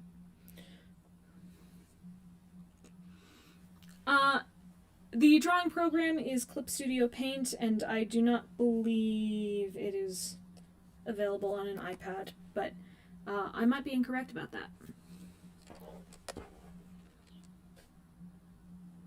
Yeah.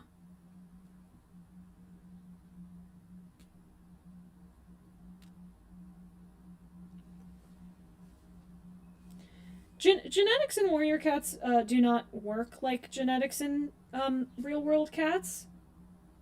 We can say that definitively, regardless of anything else. There are just... it's very weird. Oh, and for the record, to the precise importance of no one, Lion Blaze is now officially the only cat to have been on all 3 covers of Paws of Stars so far. This will not continue forever, but it is true so far. And mostly just because he was the only of him and his siblings that was on the second cover.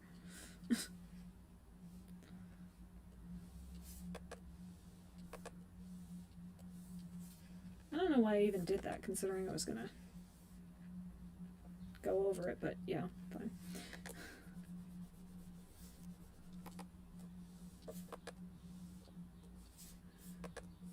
Yeah.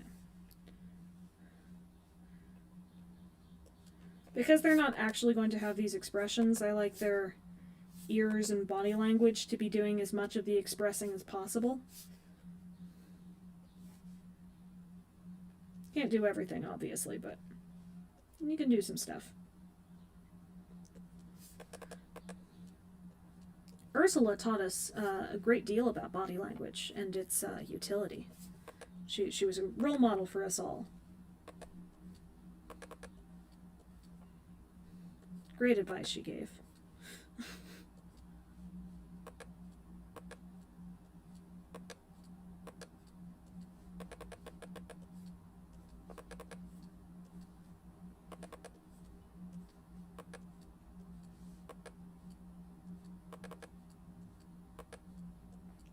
Whoosh. Had some real trouble. Okay. What is your...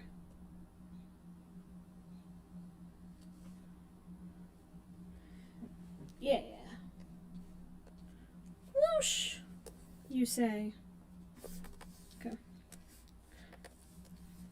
Erase excess. Fill in corners. Okay. And also, immediate.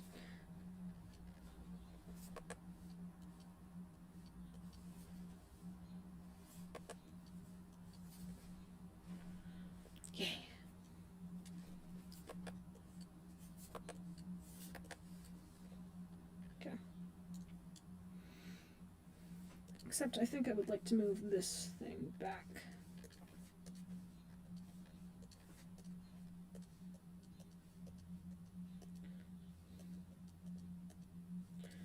You are jumping forward. You have...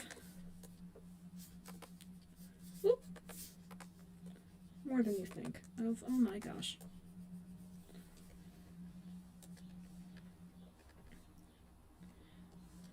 And then we can do more of the flattening out. Yeah. I like that better. Okay. Thank you. The talented, specifically, for the record, preemptive. Thank you for the compliment. But talented is not hi, I'm a teacher. Talented is not a word that I have a great association with, because there's a lot of implication in it that you are just good at something naturally, or that these skills were given to you rather than brought on by a heck ton of effort. And really, that's not just not as complimentary to the person who actually has the talent, but it's also somewhat demoralizing to anyone who does not seem to have the talent at this point in time. I was really the person who I expected least to become an artist. I did not like art. I didn't do art. There's no reason, based on my childhood, my upbringing, my skills, that I should have any talent in the arts, mostly the visual arts. But I do now, because I have spent time practicing in it, and it wasn't even from an early age, but just recently. And that's honestly something anyone can do at any time they feel like it. Develop yourself in any skill that you just have interest in pursuing or think could be useful to you. And given it time, you will be impressed with how much you can get done. Teacher thing, because growth mindset is a big push going on through the nation right now as far as things that are harming our students' self-worth and conceptions of themselves. So the sort of finite language, whether it be the negative, I can't do this, I'm never going to be able to do this, or the positive, you're so talented, you're so good at this, both of those come from a place of implicitly within the language assuming that that's something that is a part of you rather than something you've brought on and can change yourself. Sorry. Long, useless spiel over, but thank you.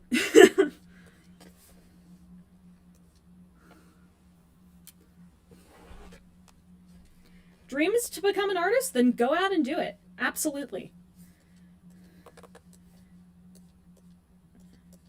Career-wise, or things that rely on other people accepting you are always going to require a little bit more of the chance system, or other people taking a chance on you.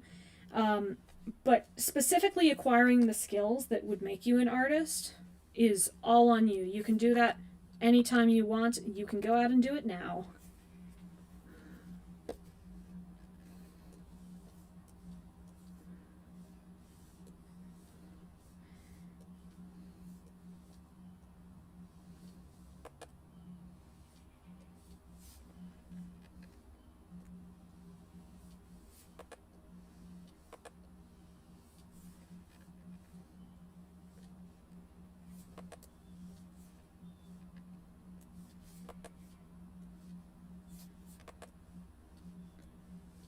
Making him a little bit longer than I did in the random half-finished sketchy thing.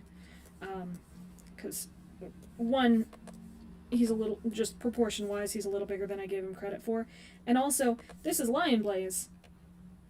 he's always going to be bulky.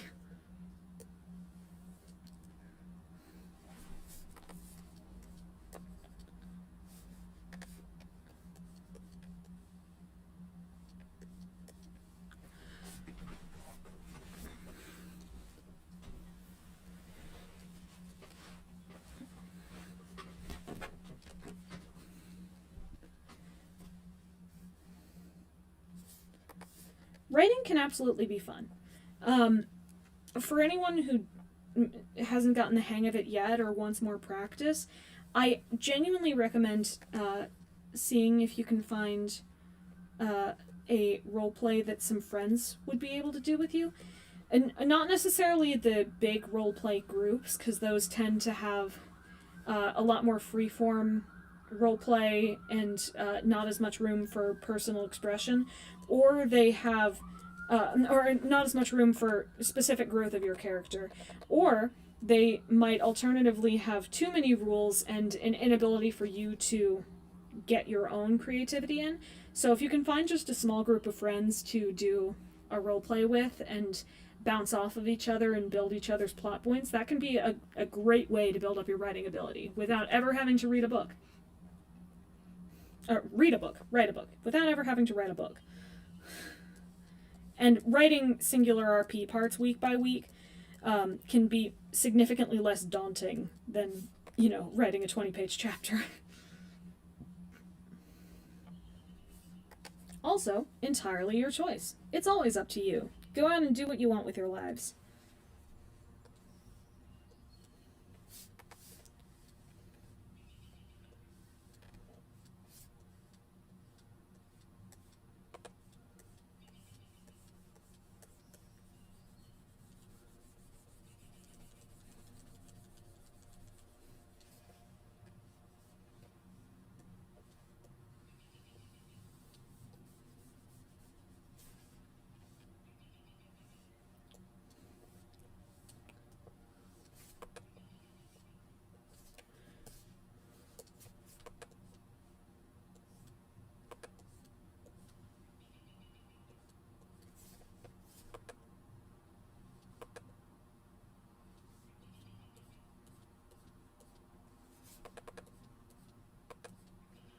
Okay.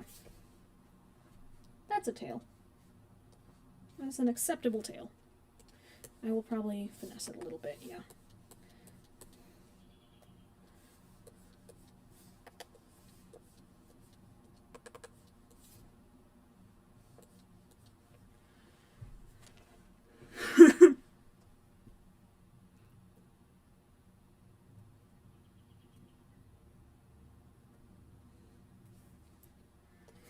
Soul and Sleek Whisker always could come back. At this point, I legitimately think it would be more likely for Sleek Whisker to come back than Soul, because Soul was entirely written in Vicky's era, and the new team does not seem super interested in a lot of the lore and characters she was setting up. So Sleek Whisker might come back. The thing about Sleek Whisker is she was never actually a main villain, especially in the way the fandom portrays her to be. So I don't know if she would be on the new team's radar, but she could be.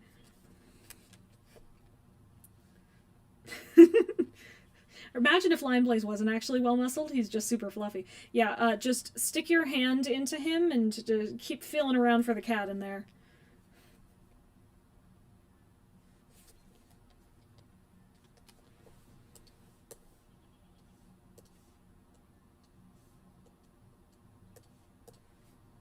Let's check that sketch though. Yeah.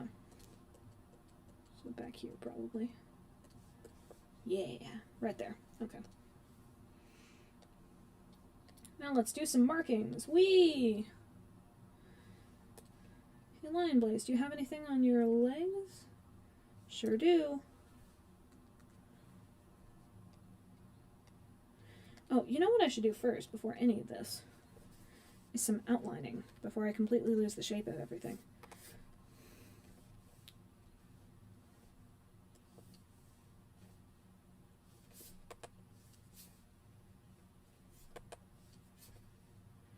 Yeah, okay. That's good. Do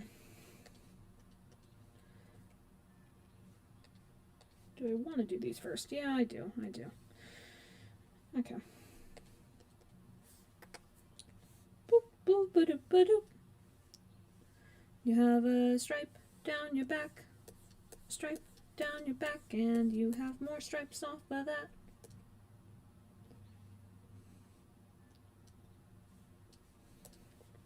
One stripe it is curvy, it goes down onto your shoulder. Two more stripes are curvy, but they go a little lower. One final stripe goes down your back and onto your back leg. And one more stripe or two in the way. It goes right there, I think I should say. And also you have a cool thing that's darting over your tail. But we will do those later when I get to the darker ones. So, from the outside to the inside, there we go, woohoo. This one goes all the way in, this one goes right through. Sleek Whisker is in the 6th arc of Vision of Shadows, not the 5th, that's Dawn of the Clans. But Sleek Whisker is in the 6th arc, and she is a minor baddie, sort of. Basically, she's part of the villains group for that arc. Ends up joining them. Was a clan cat who turned to their side. And worked on her own for a little bit with a couple of other cats once that thing dissolved. But not that prominent. Really not that prominent. Definitely not as much as the fandom would like her to be, and I would like her to be. I would love if there was an actually prominent female villain. Berryheart's halfway there.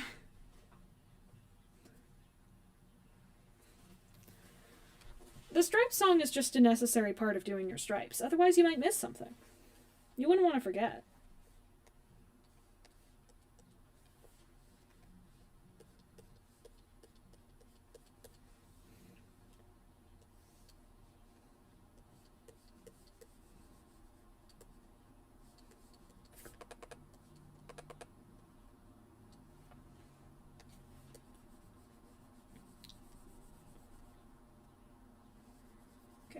Billy. Billy. Whoop. And I believe that means it's time for face stuff. Well, no, I want to do the back legs first. Okay. So this, very slightly darker.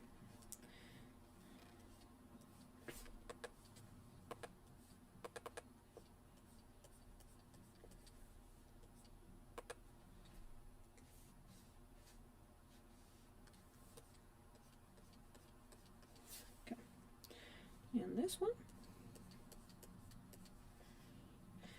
And tail. Tail, yeah, okay. Tail. Further up. And then this, but a little bit darker. To make this. Whee! Perfect. Gee, I wonder where I got this style for tail, with the light tip followed by the darker ring around that tip.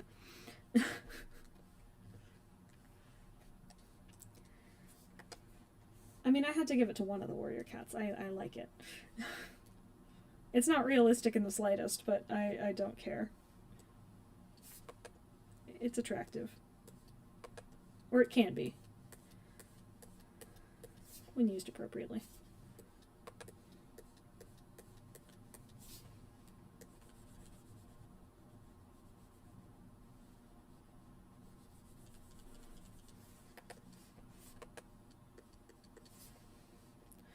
Okay, bring you down a little bit, and I'm going to do some this liner. Okay, because you definitely need it.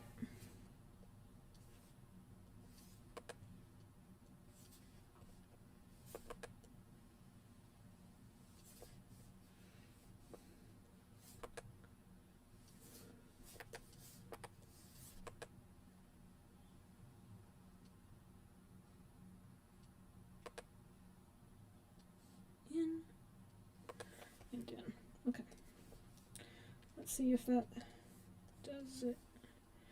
Yeah, that'll do.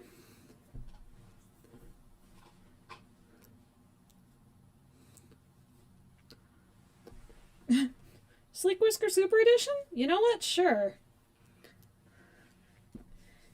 Generally speaking, a lot of the cats I would be truly interested in a Super Edition for are ones we just flat out don't know much about, because it forces them to give us new material instead of rewriting old material and selling it to us again. And that is quite appealing. Hence the River Star one being something I enjoy the thought of so much. Anyway. Boop. So you go there. Yes, yes.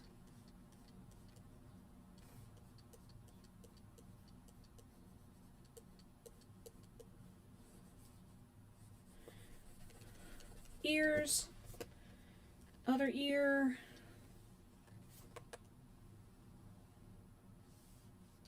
Nope. There we go. Ear. Fix that ear. Thick bit of ear. Okay, time for stripes, and then we will be good.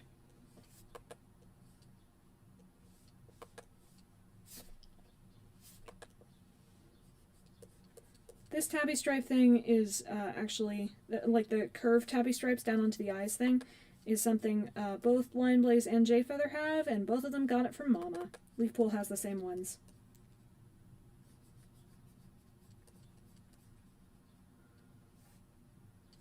Okay, and you go more like this. Sounds good.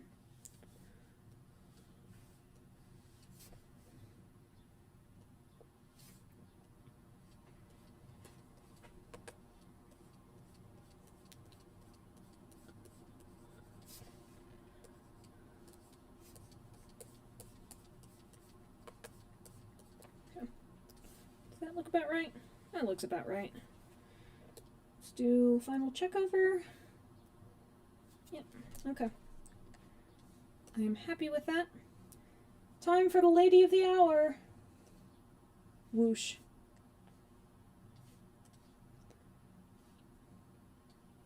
Hollykit should hypothetically go much faster. On account of not being a tabby. Aren't tabbies the worst?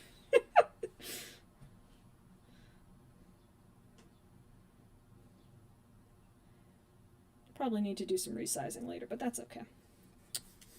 Anyway. Time to start on a holly.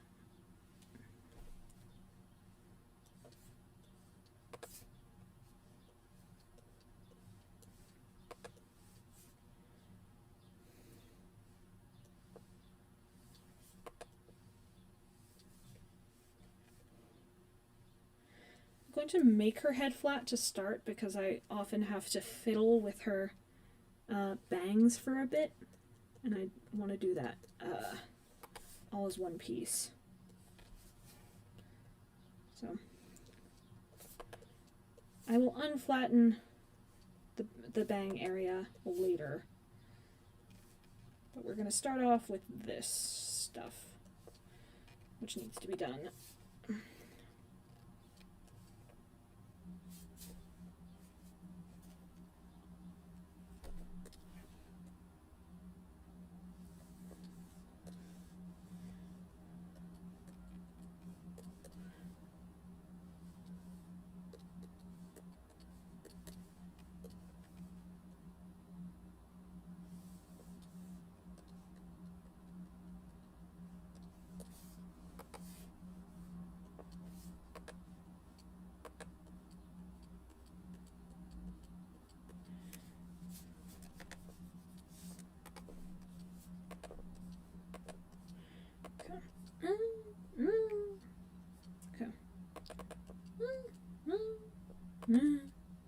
Yeah, okay.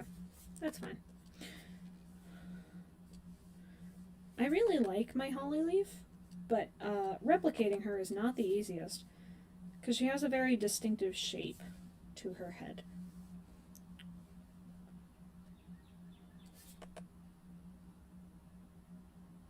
I think I ended up taking a good maybe 15-30 minutes just doing the sketch for the portrait the other night. Reformatting things.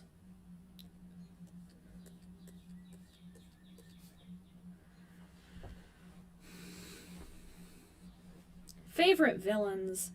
I think Ashfur by default. Maybe Soul. Well, I don't actually like Soul though. I think my general problem with villains, not just in Warriors, is that the characters I tend to appreciate most are ones that that start off with some seriously bad traits that you don't really like as a reader, and that over time change so that they use their time to reflect on who they are, what needs changing, and actually work to change within the story. Those are my favorite characters. Those are the characters I tend to gravitate towards mostly. And because of that, villains who, by their nature, by their place in the story, can't change, or they would become heroes, aren't ones I tend to gravitate towards. That's not to say there's anything wrong with them, it's just not my personal preference. But in Warriors specifically, we have an additional problem, which is that most of their villains are not good.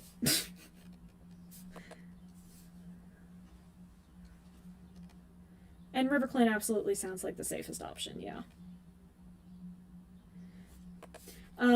I saw this question a little bit earlier, but have I ever played the Roblox game? I have a couple of times, just like messing around in it with friends to see what it was like. I think that was mostly around the time that it came out as officially sanctioned game. Nothing especially changed about it, but it became officially recognized as a game. I think it was at that point that we decided to try it out as a group of friends, and it was fine. I didn't have any problems with it. I'm just not generally a huge fan of Roblox games. But I also appreciate it because it's been bringing in a ton of fans who you can all recognize as only knowing the game through the Roblox as only knowing the books through the Roblox game, because of the way that they talk about the characters. If they put like dash or space or slash between the names, it's usually a Roblox person. Favorite reformed villains? Why, Hollyleaf, I say. That's one of the reasons I like her character so much, is because I see her as a reformed villain.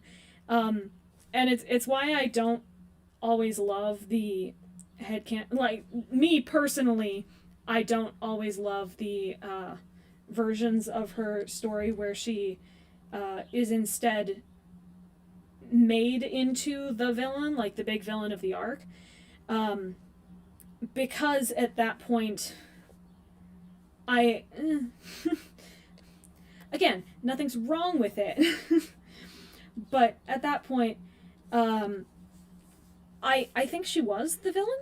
I think she made herself the villain for Power of Three, more than Ashfur could. She scorched away his time in the spotlight. She stole it away.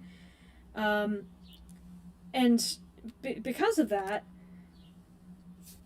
her time in Omen of the Stars, when she did come back, felt to me like it really should have been that of a reformed villain. That, oh, she's coming back, no one really trusts her, she gets to confess to murdering a guy, which does not generally make you very popular in the clan, and then she has to earn her way back into the light and find who she is without the code or the prophecy that she relied on so much as a kid. Who is she without those things? And that's, I think, where a lot of her story gets its real depth and interest from. And so just keeping her as a villain and having her never learn loses the point of her character, for me specifically. For me. Not for anyone else. People can love it without a care in the world, and they would be right to. But for me specifically, I like her being... I like fixing her so that she can actually reform herself, rather than fixing her by making her worse.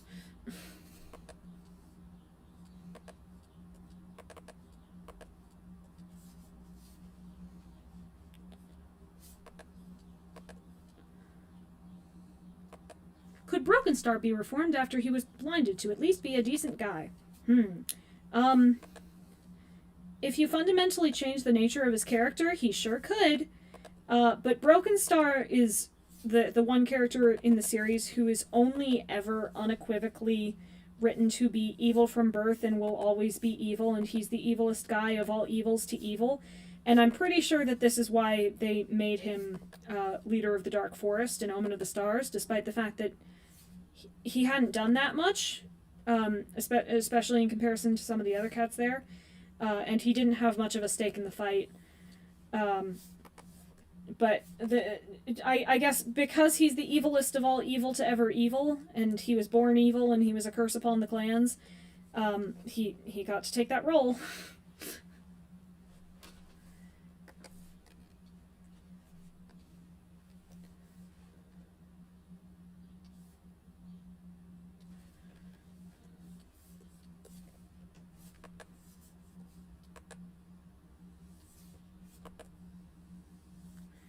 So, the basic point there, it would be really great and dandy if he wasn't just born evil, if he wasn't evil for the sake of being evil. And in that universe where that's not who he is, he sure could be reformed, and it would be great.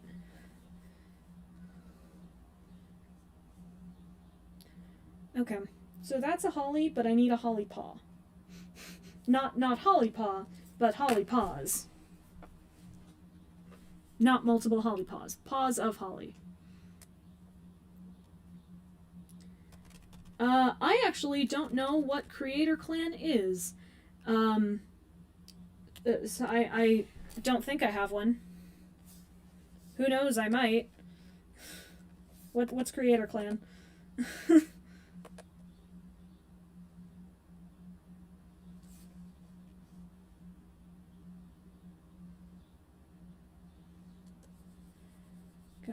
Holly paws, paws of holly, sitting upon her mother, pulling her up so she can see what's happening with her brother.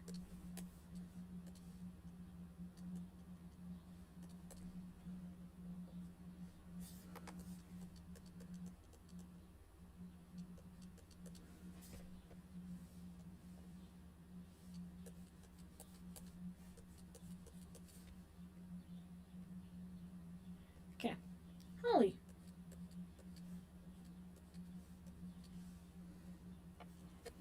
There we go. And am I going to release the rewrites? I already have, with 6 of them, anyway.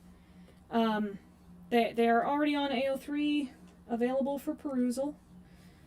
And the link is in the description of this video and also any of my other videos. And also, I think, on, whoop, what did I do? Where's that then? Oh, is it? Yep, okay. And, also, I think that it is, on, if you just search up Paws of Stars, you get it there as well. Okay.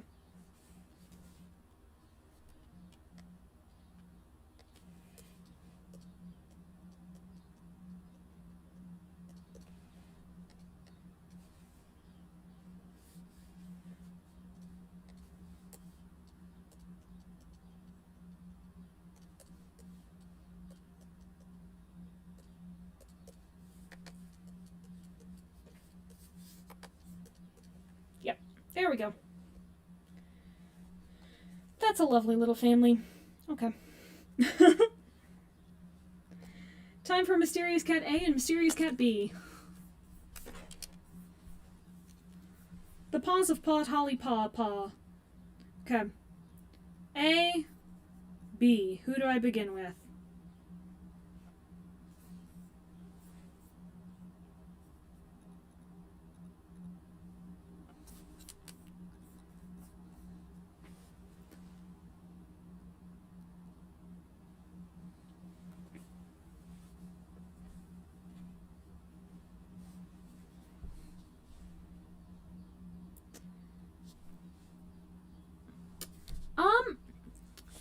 Robert saying.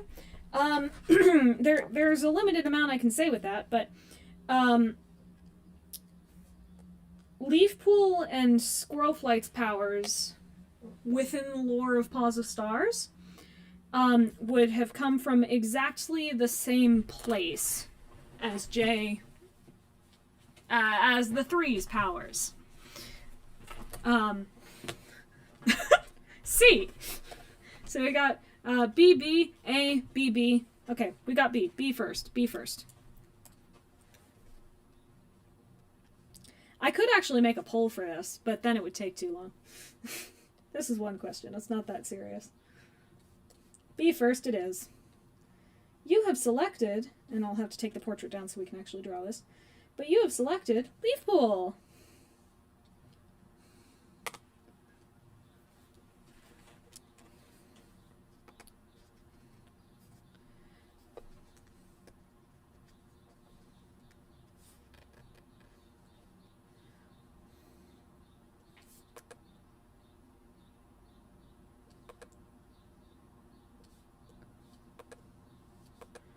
Oh, I don't like that. I think I'm just going to have to ignore the sketch for the most part because I did it super quickly and not well.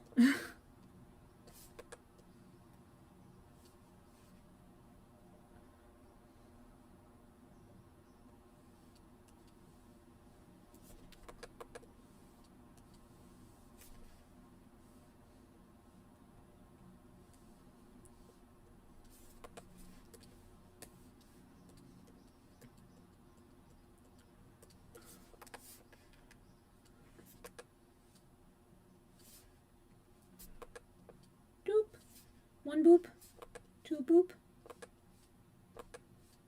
two boop, two boop, and three boop. Go all the way down and swoop back.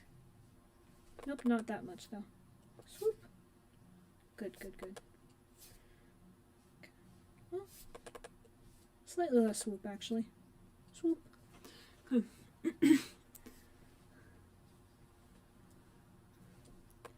Yeah, the tap, tap, tap you're probably hearing is actually my undo button, which will absolutely go off a lot in the process of drawing these.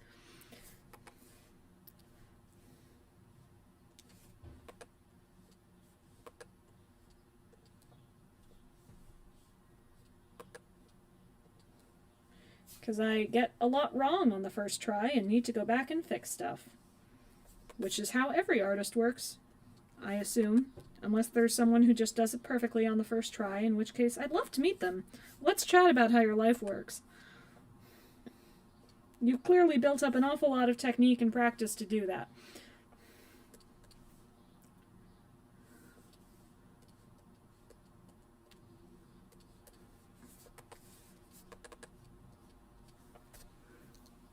Boopin' and swoopin'.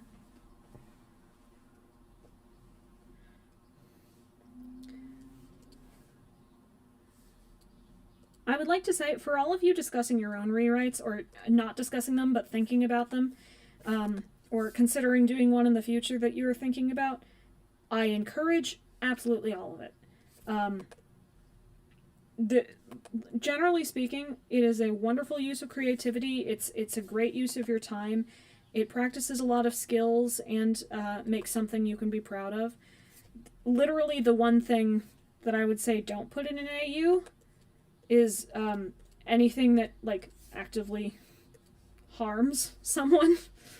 If it capitalizes on real-world trauma or glamorizes something that shouldn't be done in the first place, probably not. That's probably not a great thing to include. But literally anything else, have at it.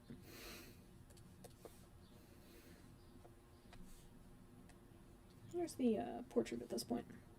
Right there. Sounds good.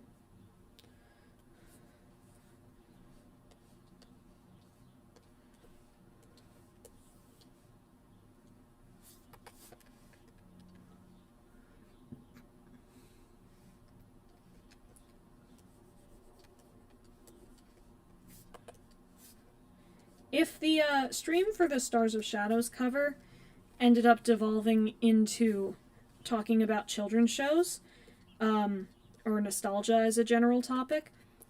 I think this one is accidentally stumbling into Sunnyfall does inspirational talks time.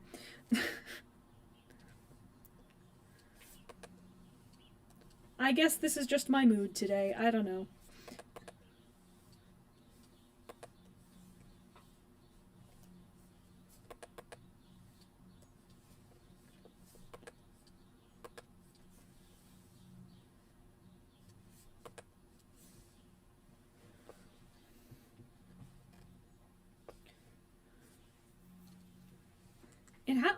It has been like 2 hours. Wow.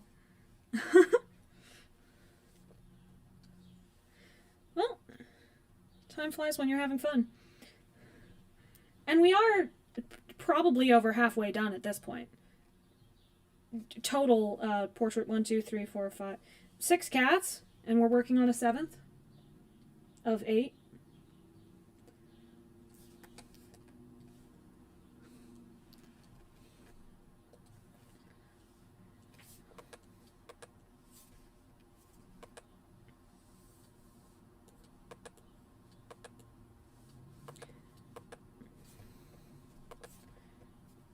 Oh, that's actually a great example. Okay, I would probably not write a rewrite of the first arc for a couple of different reasons. Number one is that a lot of its problems are more structural and less story-based, so there's a lot less fun plot elements or character arcs that could be changed, and it would be more just like making sure some cats are included, or following through on a couple very specific cats like Sandstorm and Bramblepaw. A lot of like more minor stuff, and just fixing the gender balance and lore for the clans.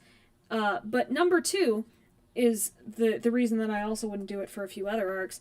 I am not super attached to the cast of the first arc, in the way that I am very, very, very attached to the cast of Omen of the Stars and Power of Three. And that was the case before I started rewriting it, for the record. It's just gotten more so since then. But part of what has allowed me to do it for this long, and to still find it fulfilling for this long, is that I really, really love the cast I'm writing with. And whenever I need a break, and I know the readers probably need a break at this point, I can just stop and have a fun little scene with all of them, and just write some nice fluff where they have dinner together, and I get to enjoy our time together as writer and characters. And I get to do that in a way that improves my well-being. Writing them is a joy that I am happy to experience. And that's not the case with every cast in the series, which is why I don't think I could or would do this sort of thing for every arc in the series. But if you are a person who really, really loves the cast of the first arc, or really loves the cast of A Vision of Shadows, or The New Prophecy, who could really, really use the rewrite, and you also would like to indulge in a project like this, it can be super fulfilling to get to flesh out and work with these characters and the plots therein that inspire you and just make you happy. And that's what all of this is about in the end, because if you're not enjoying it, there's really no point. You don't get much from this monetarily. You're going to be getting a lot of skills, but that's only if you also make sure to put in the time to do it. And that can be challenging if it's not something you're motivated to do in the first place. Basic points with Sunnyfall. Have I heard of Warrior Cats? What is that? Very recently, yes. I probably heard of it in a context no one else has heard of it, but I heard of it first when one of the podcasters contacted me to ask if they could drop Paws of Stars in as one of the texts they were reading that week. I still need to go and actually watch the episode where they do that. I've been busy. But they asked me permission, and I said yes. So I am left to assume it is there. Yeah, I told you, it's just inspirational talk day. That's what today is for, I think. Chase your dreams. You never know what might happen.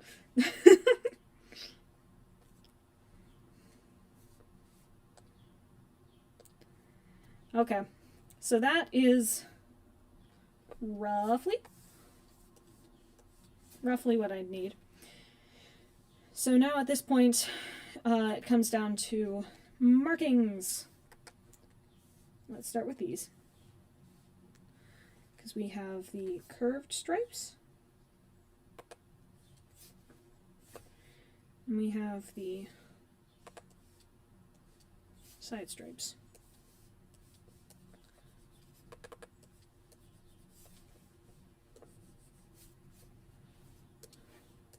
I'm actually going to move this one up so that it goes right underneath the head curl. Yeah.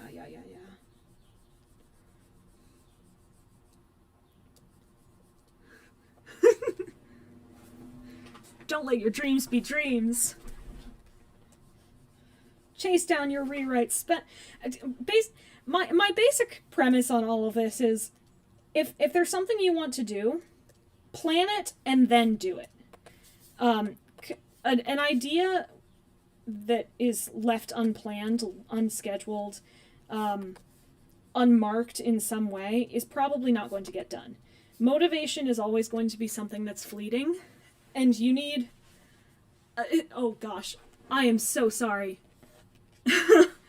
How do you have 17 30-second long unskippable... Oh my gosh, I'm so sorry. I just left the ads on default. I didn't know what they would do. Oh gosh. I am so sorry. Come back later. Maybe reload the page and it'll stop giving you ads. I don't know how YouTube works.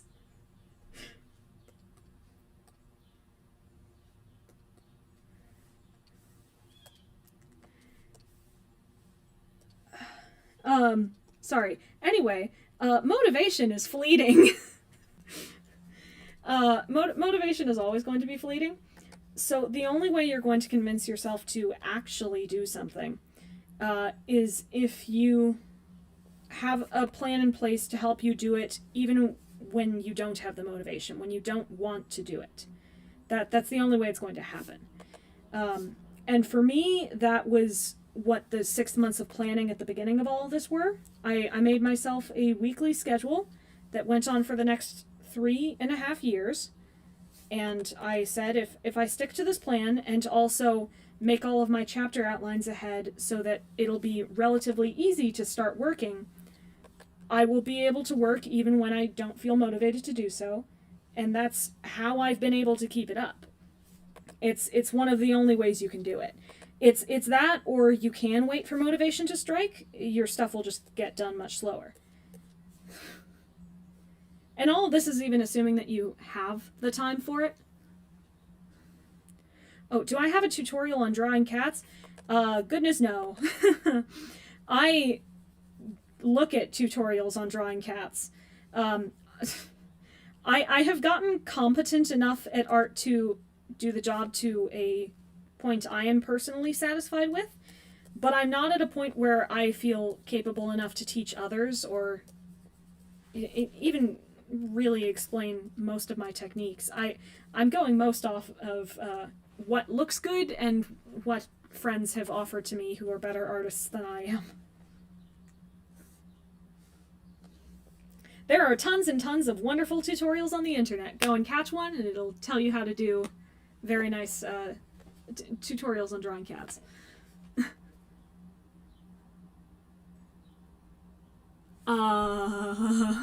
Holly leaf with lipstick.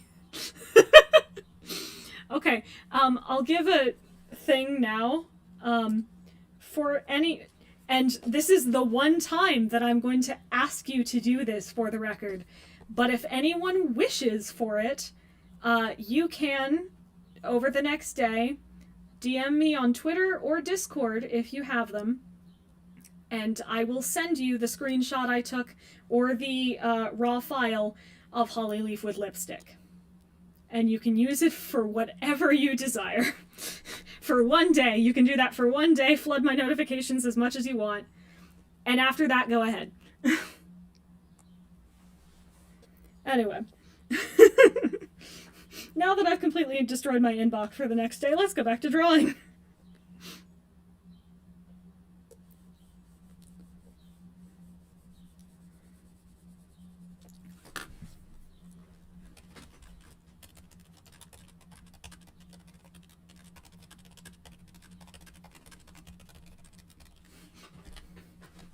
Woo!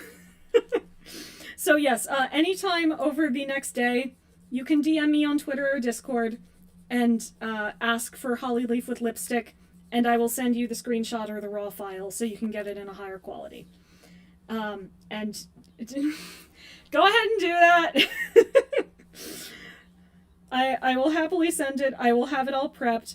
I won't be sending anything until after the stream, obviously. But at that point, it'll be yours.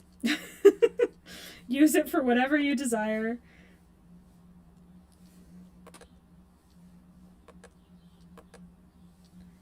I don't know what danger I have unleashed upon the world, but I feel currently happy with my decisions in life.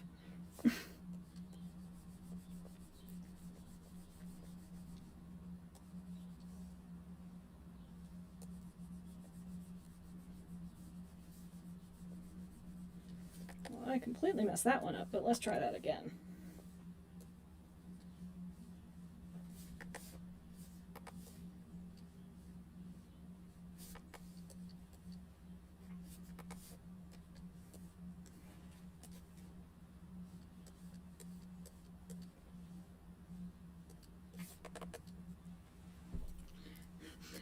Yes, the Hollyleaf with lipstick is something. Okay. Backstory time. This is the Hollyleaf portrait I drew. Let's clear leaf pull out of the way.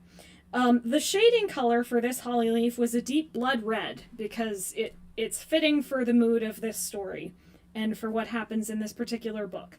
While I was drawing this without the layer on that changes the color based on the colors below it, someone commented that it sort of looked like Holly was about to wear lipstick. And so I drew lipstick on Hollyleaf. And I took a screenshot of it and saved it for all time. And I regret my decisions a little bit.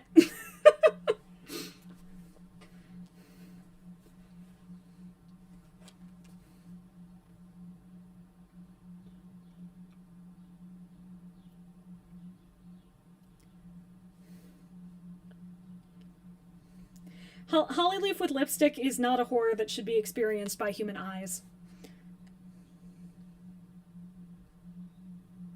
Okay. Sorry, where were we? Leaf pool. Hey, leaf pool, come back.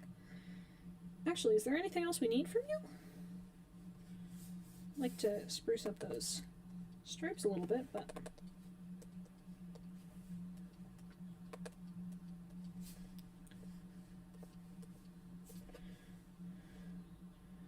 But yeah, you're done. That's a leaf pool. So time for Cat A. A for Ashfur, of course.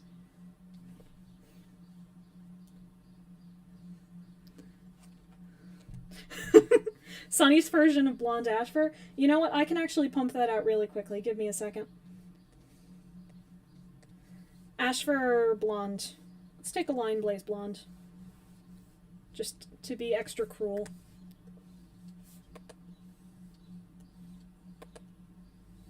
You wouldn't understand, Mom. This is who I am now.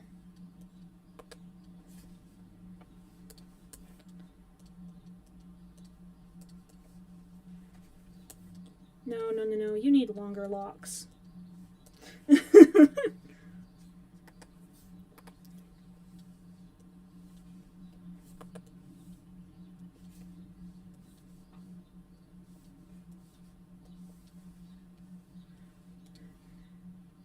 My mic is a little messed up. Oh no. I'll try this. Hold on.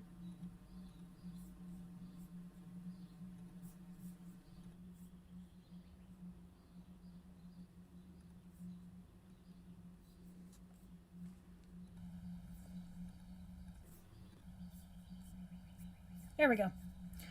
I've reset it. I don't know what that'll do, but we'll see.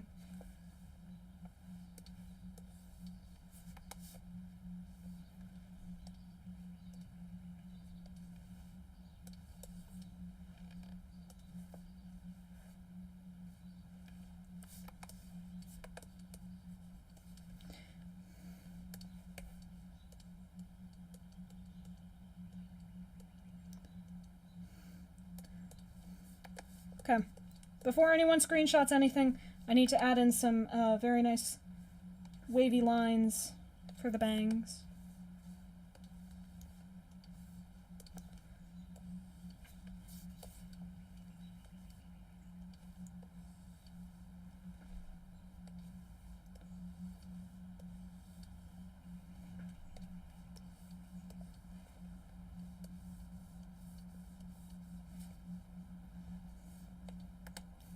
Heck, let's add in some shading. Let's do it. Let's add in some gold. To be extra.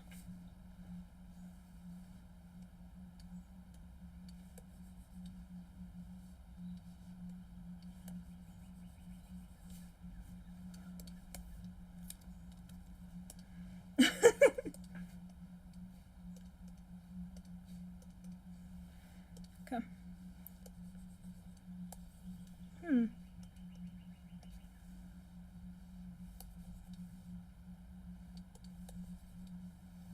What's your problem? Why is the soft brush not working?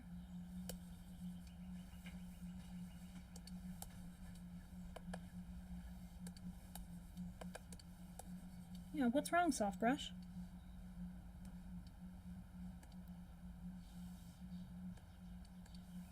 Oh, there we go. Okay. That's what the problem was. Got it, got it, got it.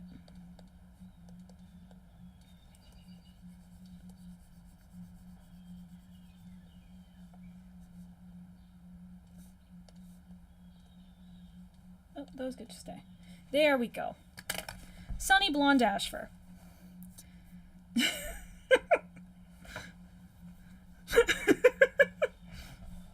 The brush did not feel like touching Ashfur's perfect locks for a minute.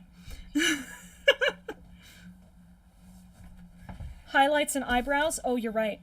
Ashfur needs the blonde eyebrows now.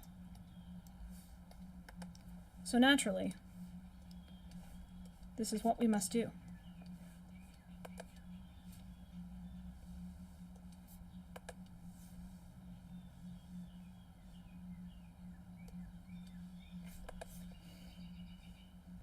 Perfect. Blonde Ashfur.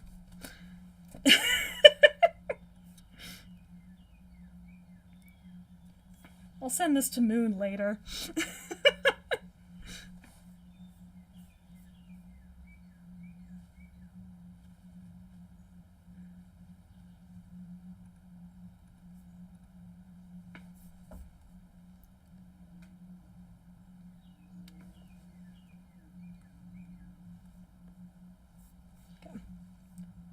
That said, I'm going to turn those off. Shocking as it is, they're not part of the normal design.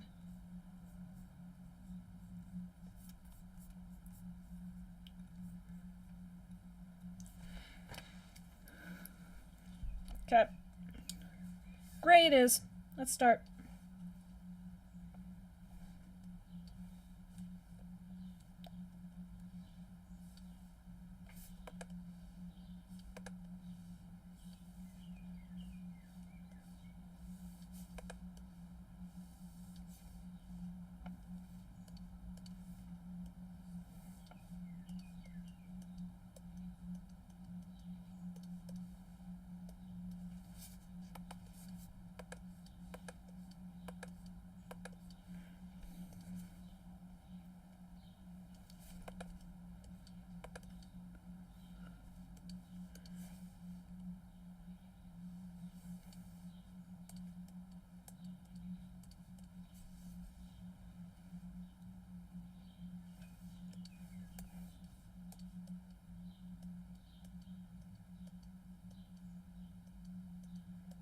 So bald, so sad. Okay.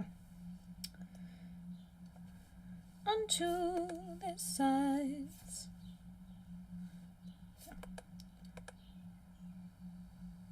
You have a much easier head shape, sir.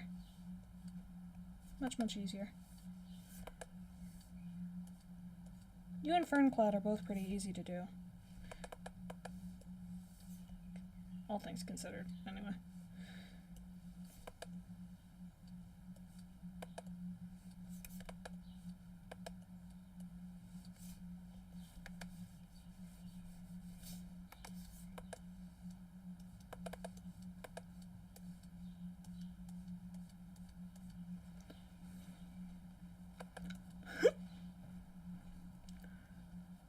How giving Ash for golden locks came to be? That was a Moon invention from when she was quite young. She had done an Ash for AAMV to the, I want to say, Taylor Swift song 16. It's a song 16 by some singing artist somewhere, which was satirical because none of it actually matched Ashfur. But one of the lines was that my blonde hair is everywhere. And for this, Moon stalwartly animated Ashfur's blonde hair going everywhere, because we all know he has blonde hair. And from there on, a meme was born, and Ashfur forever had blonde hair. Hello!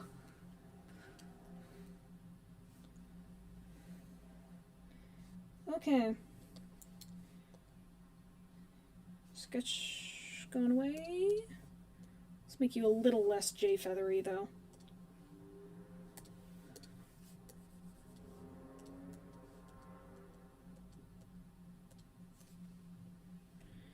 Because you're slightly rounder. Yeah.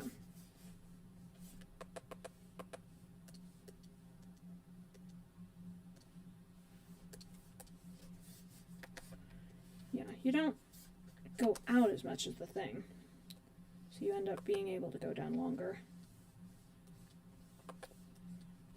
Which leads to, whoops, you having a just rounder face overall. For anyone getting ads today, I genuinely apologize. I was having some stream difficulties and just set the ads on default. And at this point it's up to YouTube what they send.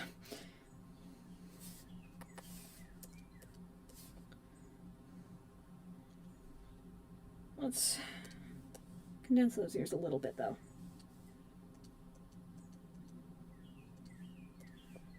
Both of those ears could actually stand to be smaller.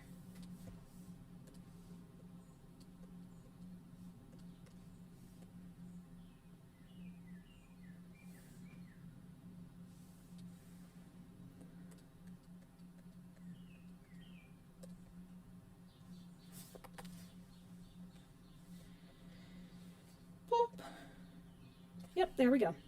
That's an Ashfur head. In you go. Okay. Now, importantly, and immediately, take that and go down just a little bit and over there.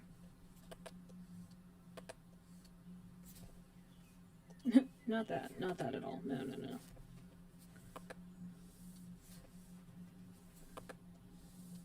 Head. Head should not be the hardest bit. But top of head. Just had this.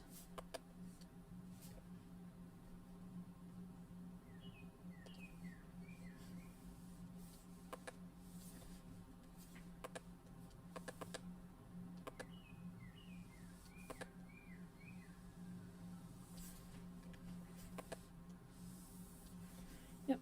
No. Top of head. Harder than looks.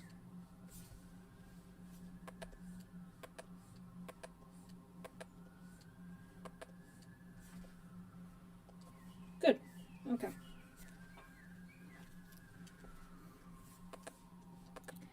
Oh yeah. The next clan gen with Moon Kitty is actually already recorded, It's just a matter of when it gets edited and what other videos she needs to get out before then. Because she has quite a few in the pipeline at this point.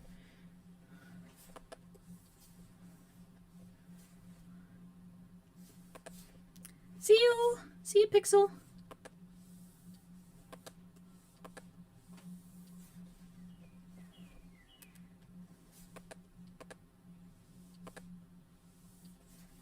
Yeah, honestly, getting premium for the sole reason of avoid ads is not a bad choice. Not on here, anyway.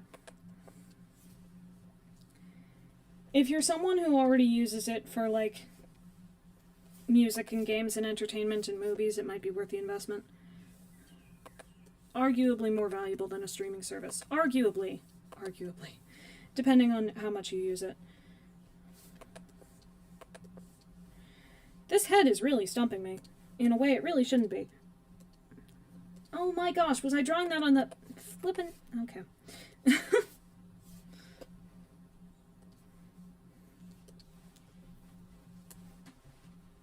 Any Cherry Clan spoilers? Oh. Can I say someone dies? Someone dies.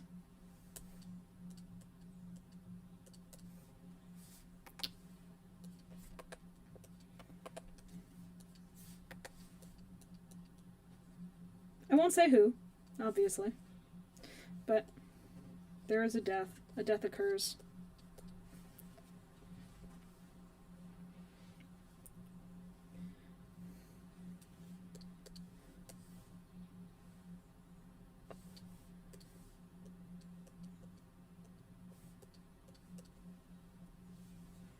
Okay. Took much longer than it actually should have, but hey, we have an ash for a head.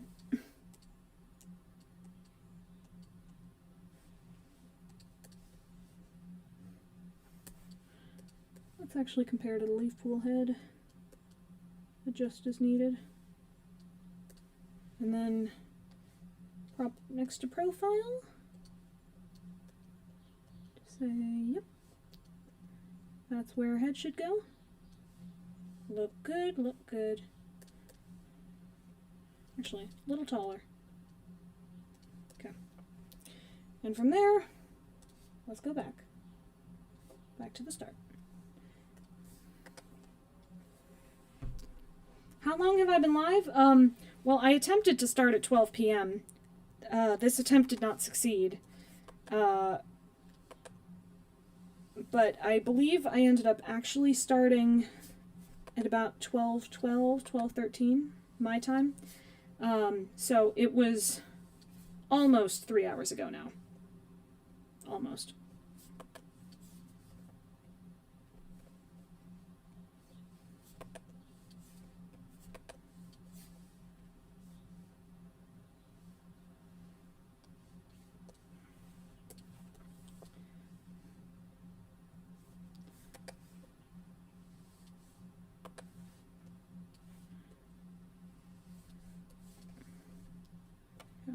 That should do.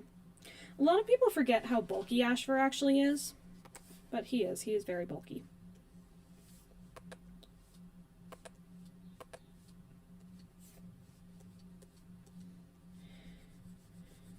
Soul 2 ended up being a bulky Tom who was able to take on warriors with brute force. I don't know if that was the greatest choice, but it was true.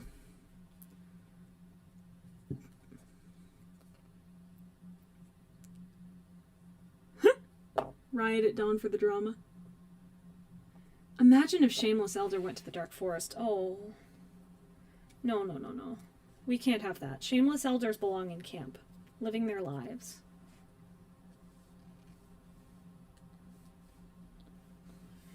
Also, I think you could stand to actually be a little lighter. Probably not too much lighter, but a little lighter. Yeah. And you up here, you can form the other side of, whoop, except it should go here, but it's going to form the other side of the chest, because in this particular one there is no distinction.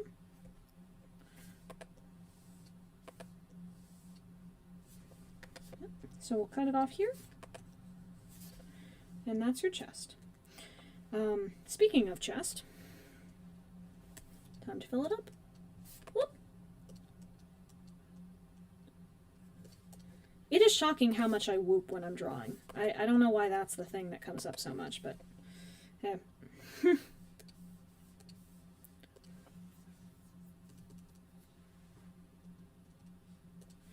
Okay. And this will be going straight onto flame. Okay. Yeah, it's not subtle in the slightest, but Ashfur has a flame on his chest.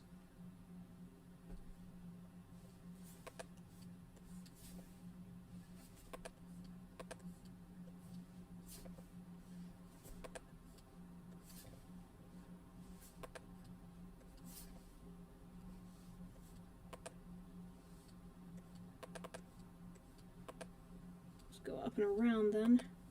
See where you happen to meet. Okay. Oh, how long have I been drawing? About 3 hours. Yeah, so Soul was supposed to be manipulative, except he ends up looking stupid because of his absolute willingness to give up the advantages he does have at the drop of a hat in front of the cats that he is currently betraying, less than 2 minutes after getting that trust. And also, he has the distinct advantage of not being able to affect any change ever. He made Black Star lose his faith for one book, which made him stop feeding the children for some reason, but that was immediately solved by them reminding Black Star that StarClan exists. You should believe in StarClan. And I think Soul's plot was just saying, don't believe in StarClan, and Soul's wording, specifically, was intended to be about, not believing in the goodness or effectiveness of StarClan, which is what Black Star was actually struggling with, since his journey to the lake had left them with much less food and many more problems. And then Hollyleaf and Jayfeather and Lionblaze and Dawnpaw and Tigerpaw and Flamepaw solved the problem by proving that StarClan are physical beings, not that they're good guys, which is that was never in question. Everyone knew that StarClan existed. Yeah, and then, the SkyClan manga just ruined him even further. Absolute pathetic man. Oh, yeah, how long have I been drawing warrior cats in general? Since about 2 months before I started the YouTube channel was when I actually started drawing. I had drawn a cat or two before then, but not seriously and not often.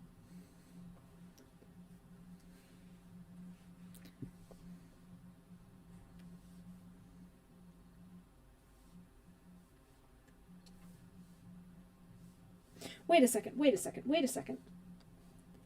I might be an idiot. Let me check something. No, never mind. I'm not an idiot.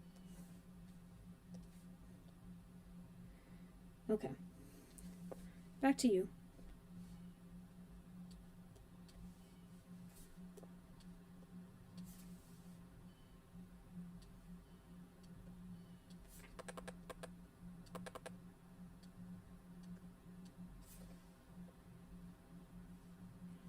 He looks much less threatening without an expression.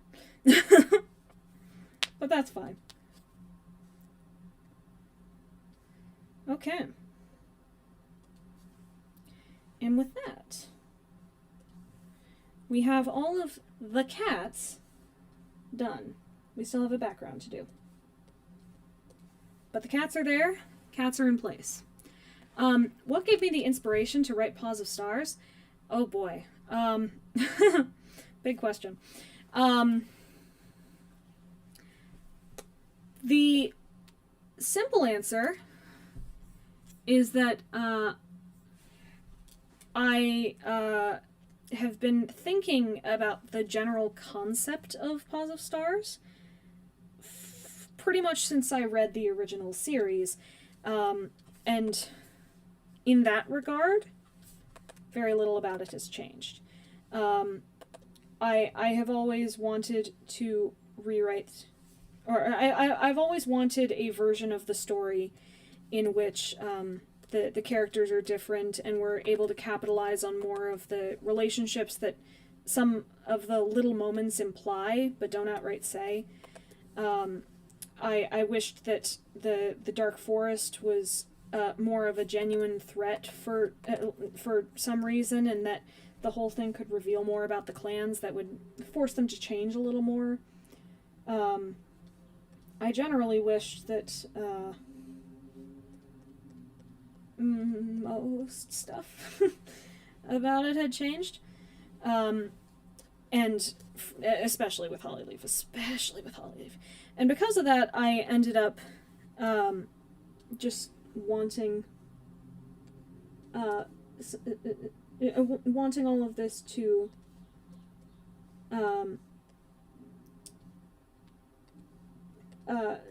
happen before I started any of it, before I actually considered writing out a full series, and just took it differently. But what inspired me more recently was just trying to prove to a couple of friends that I wasn't wrong and it was physically possible for Power of Three to be good. That was really it. That was all I ever wanted.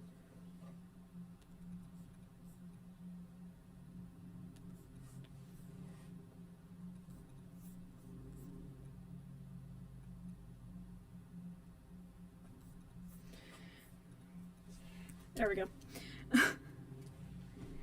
The Dark Forest in canon, if you counted literally every cat to be mentioned even after Omen of the Stars, and included Aunt Pelt, who is dead, but they would have 16 cats, and assuming every trainee fought with them, they would have about 30 cats, and they were going up against about 65 clan cats and thousands of StarClan cats. Not super realistic. Not super a thing that I think would go well. Not really. It did not look like a thing that would work, really. But legitimately, and in my absolute best efforts to not spoil much, I don't think there's any world where all of StarClan is involved that doesn't immediately end in StarClan's favor. I don't think it is possible to include all of the StarClan cats and not have the Dark Forest immediately lose, even if you make the Dark Forest larger. I think it is possible to include some of them, absolutely. But the moment you let all of StarClan in is the moment that StarClan wins. Just the end.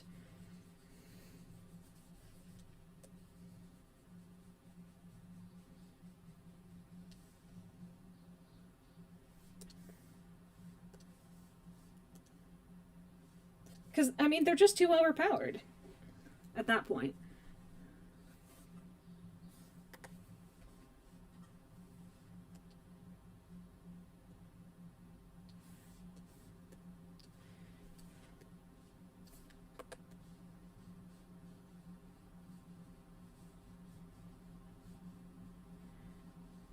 At a point where you outnumber everyone, it's probably not going to work.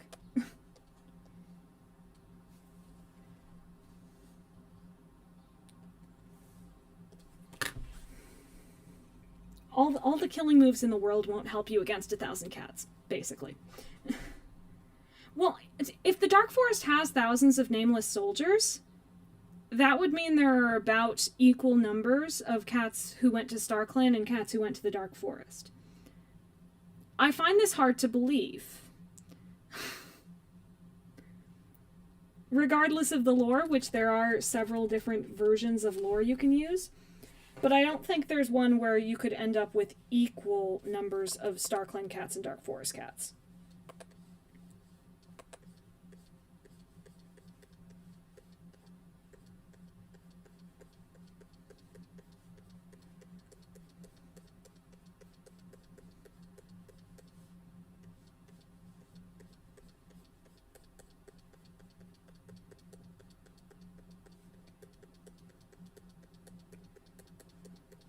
Yeah, no, I don't like that.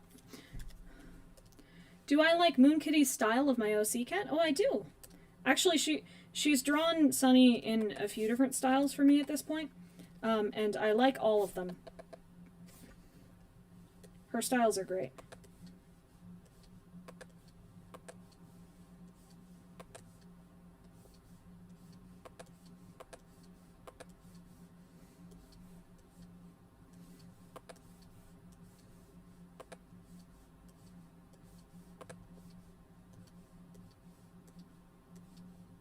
No ill will towards Moon Kitty.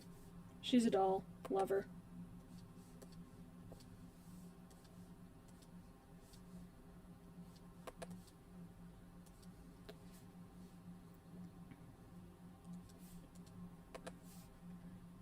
See ya! See ya, Kobold. Enjoy graduation.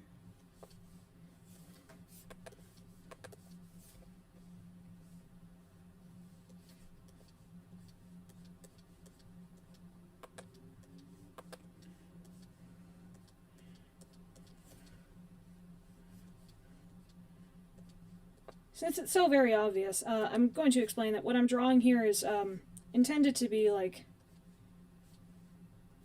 very simplified dried branches, bushes, like charred.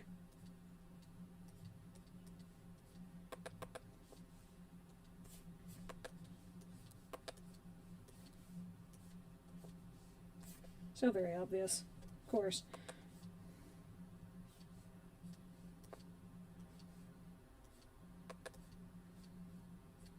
And for no particular reason, I'm having them surround Hollyleaf in particular.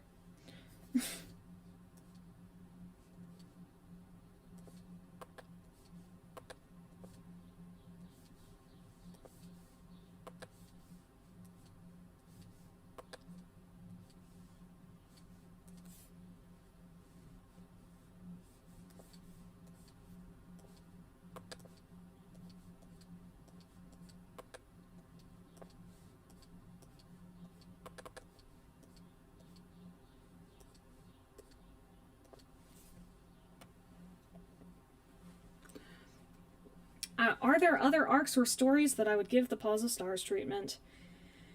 Whew.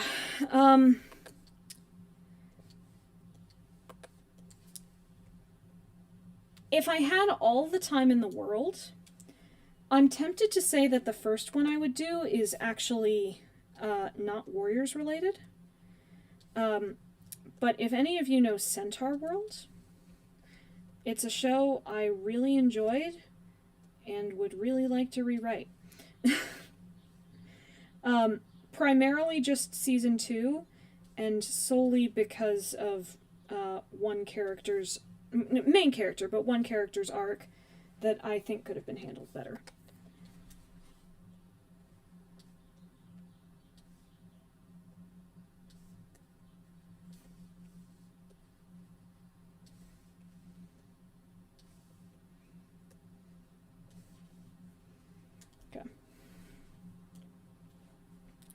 So that's going to do for that. And then behind all this, there's an additional thing.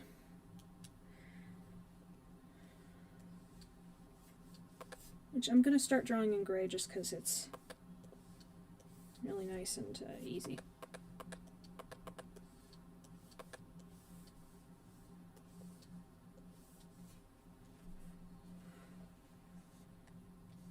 Cats. Go away, front background. Frankly, go away, portrait. Yeah.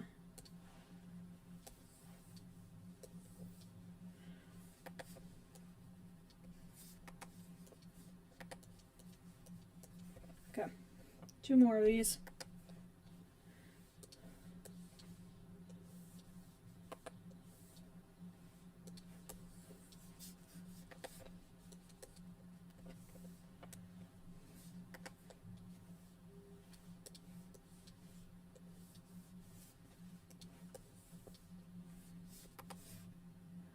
Am I family friendly? I sure hope so. I don't swear, I don't use immature content.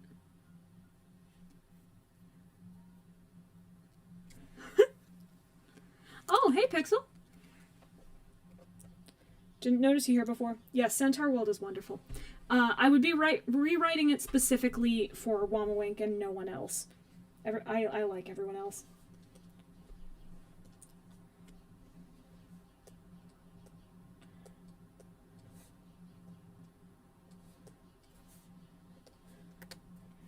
Okay, now time to make these fun. Okay, but first, one more thing I wanted to do. And for you, yeah, there we go. Okay.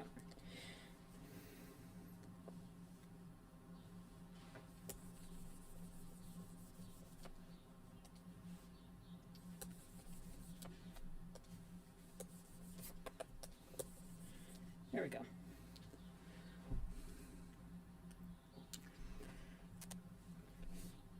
The fire scene in canon is absolutely anticlimactic. And emotionally, it is very climactic, but if you start having to think about it logically, it gets less so, and that's never really what you want.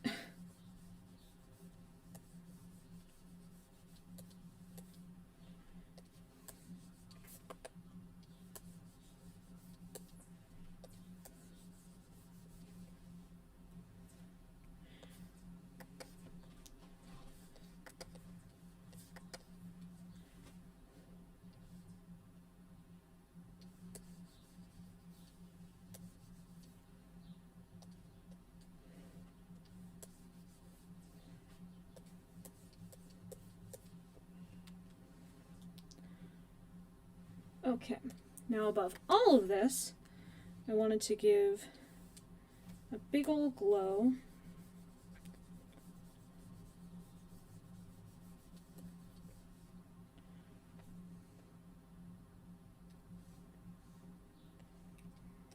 And in fact, even in front of the cats, I want to glow up their faces.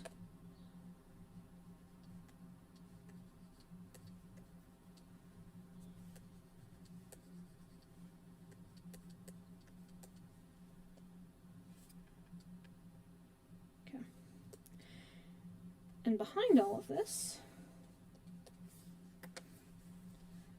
I'd like to put some blood red mist, along with on top of this a little bit.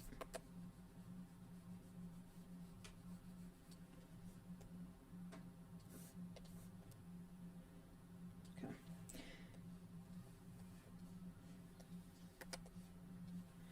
And then I have some smokadoos.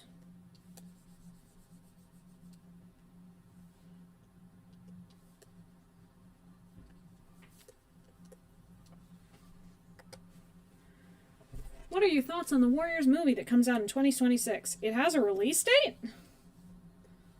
I didn't know that. Thought is, I hope it's good.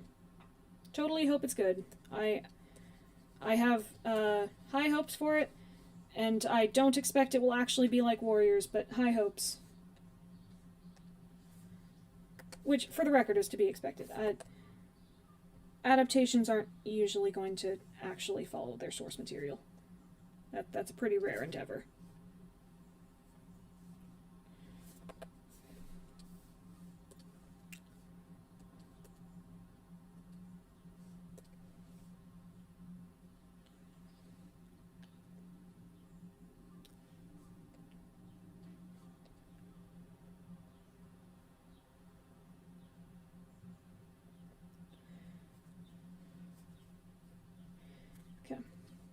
background. Time for lighting. So, item 1.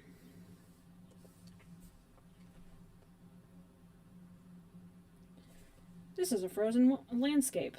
This is not good for anyone. Everyone here is unhappy.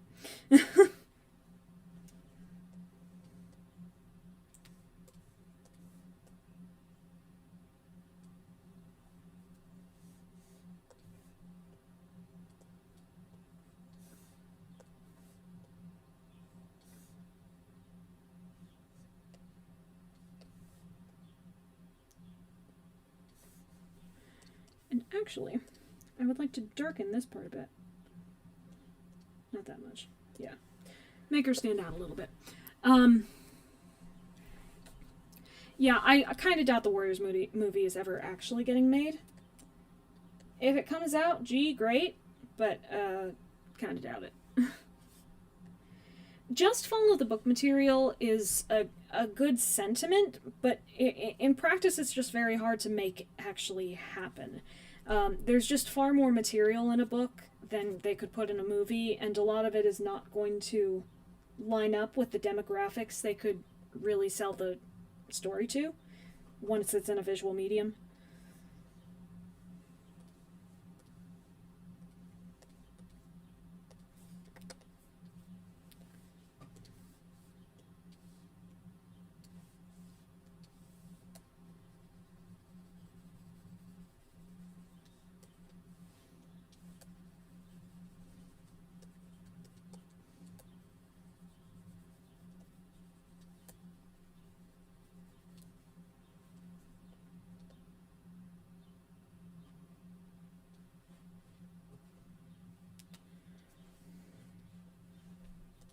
Okay. Slap the text on there and see how it ends up looking, because I don't love the smoke right now.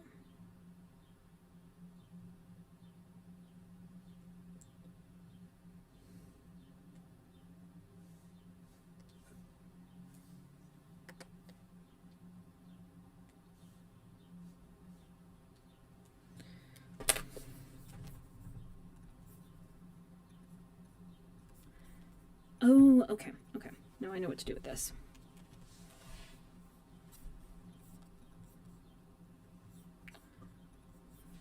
But more than that.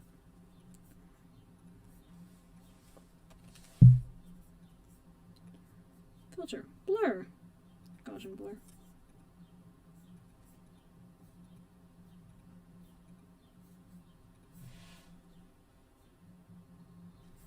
Yeah, that sort of thing, but for the others as well.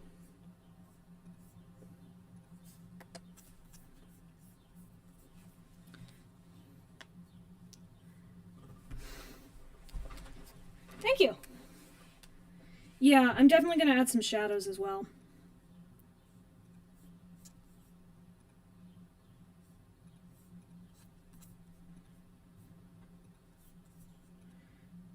But I want to add a glow to start, because beams of fire.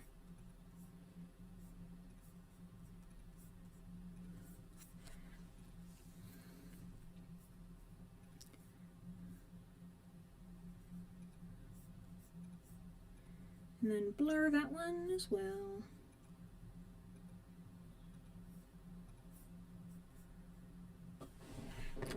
Yeah. Okay. Behind this one, take a shadow. Let's add some shadow.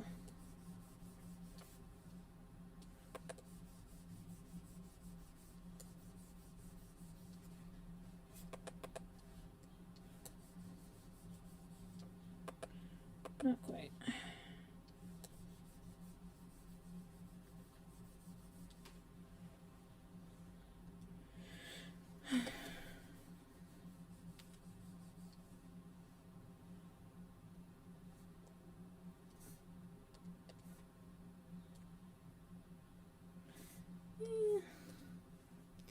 Okay.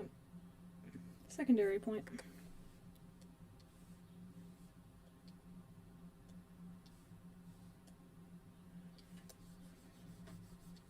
Ah, okay. Because the very center of a fire is actually super bright.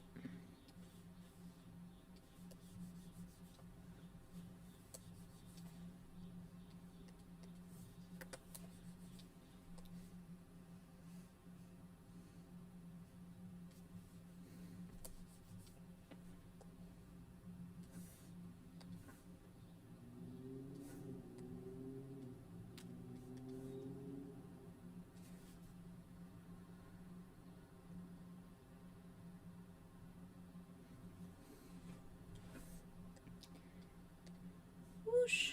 Okay. Now I do want to do a little bit more concrete fog, for lack of a better term.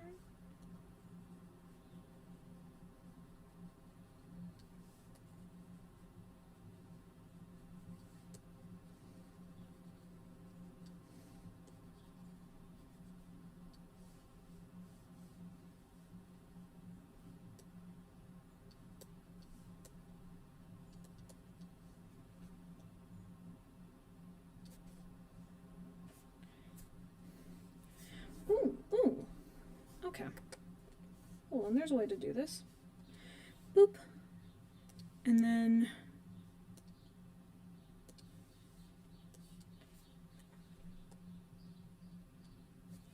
yeah. And then also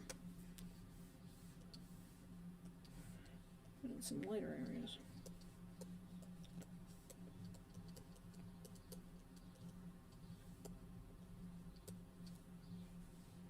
And some darker.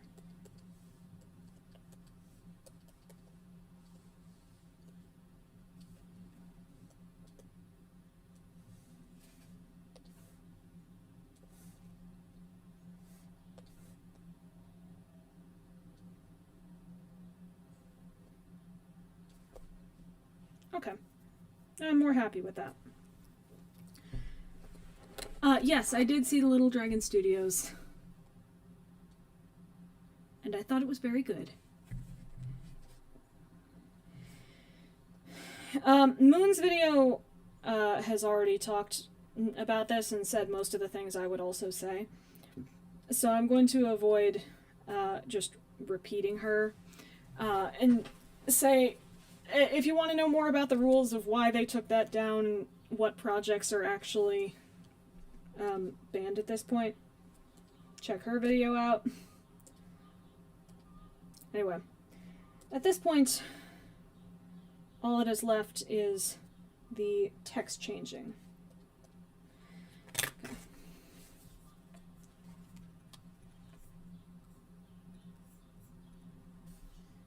So, make this a pretty bright red. You can go down.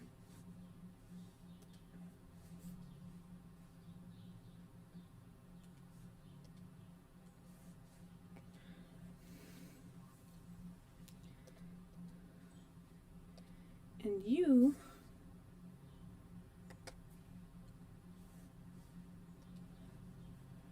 can be a blood red. Dun dun dun dun.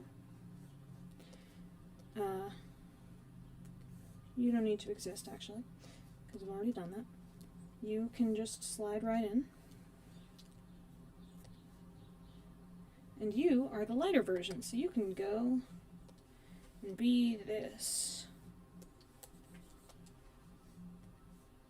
And then slide right, oh, nope. Slide right in there.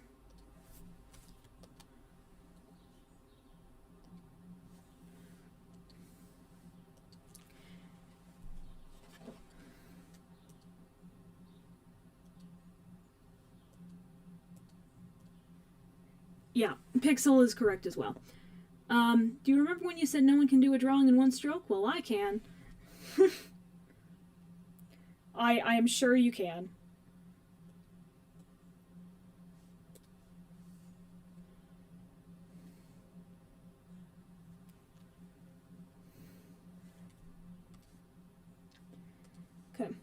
Paws of Stars and Sunnyfall both have the same color, so I need to choose one for that.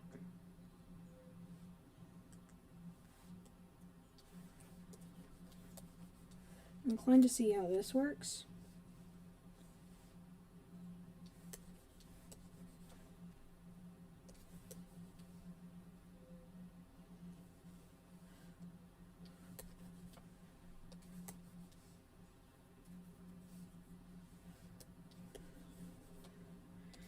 The text changing part of this is not super interesting usually.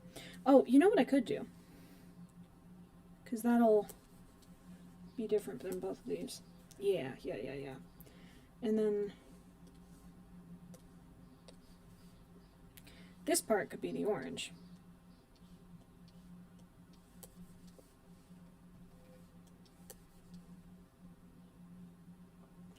Yeah, except I want to change some things.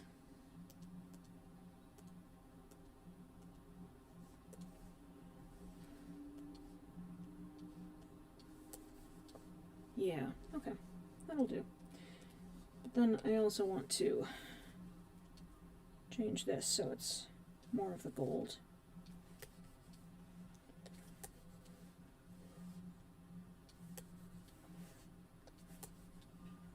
Okay.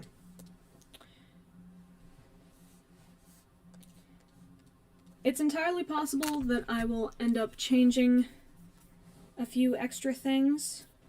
I'm going to look over all of this as soon as I get off, see if there's anything I would like to further alter. But it will soon be complete. I'll be posting it on Twitter and adding it to the book, and then we will be good to go. That said, as we're nearing, 3.5, almost 4 hours, I would like to say thank you for coming. Thank you for being here the whole time, or for whatever piece you decided to come. Thank you for bearing with me through all of my technical difficulties, especially. And I hope you enjoyed it. At some point near-ish in the future, like a month maybe, I will be back to draw the Founders Pact cover, because I realized I would need to increase my timeline rapidly if I wanted to finish all of these before the 7th book comes out. Which will be there at some point, and I know the date, but you do not. And I do hope you enjoy the rest of your days, have lovely weekends, and thank you all for coming. See ya. Goodbye.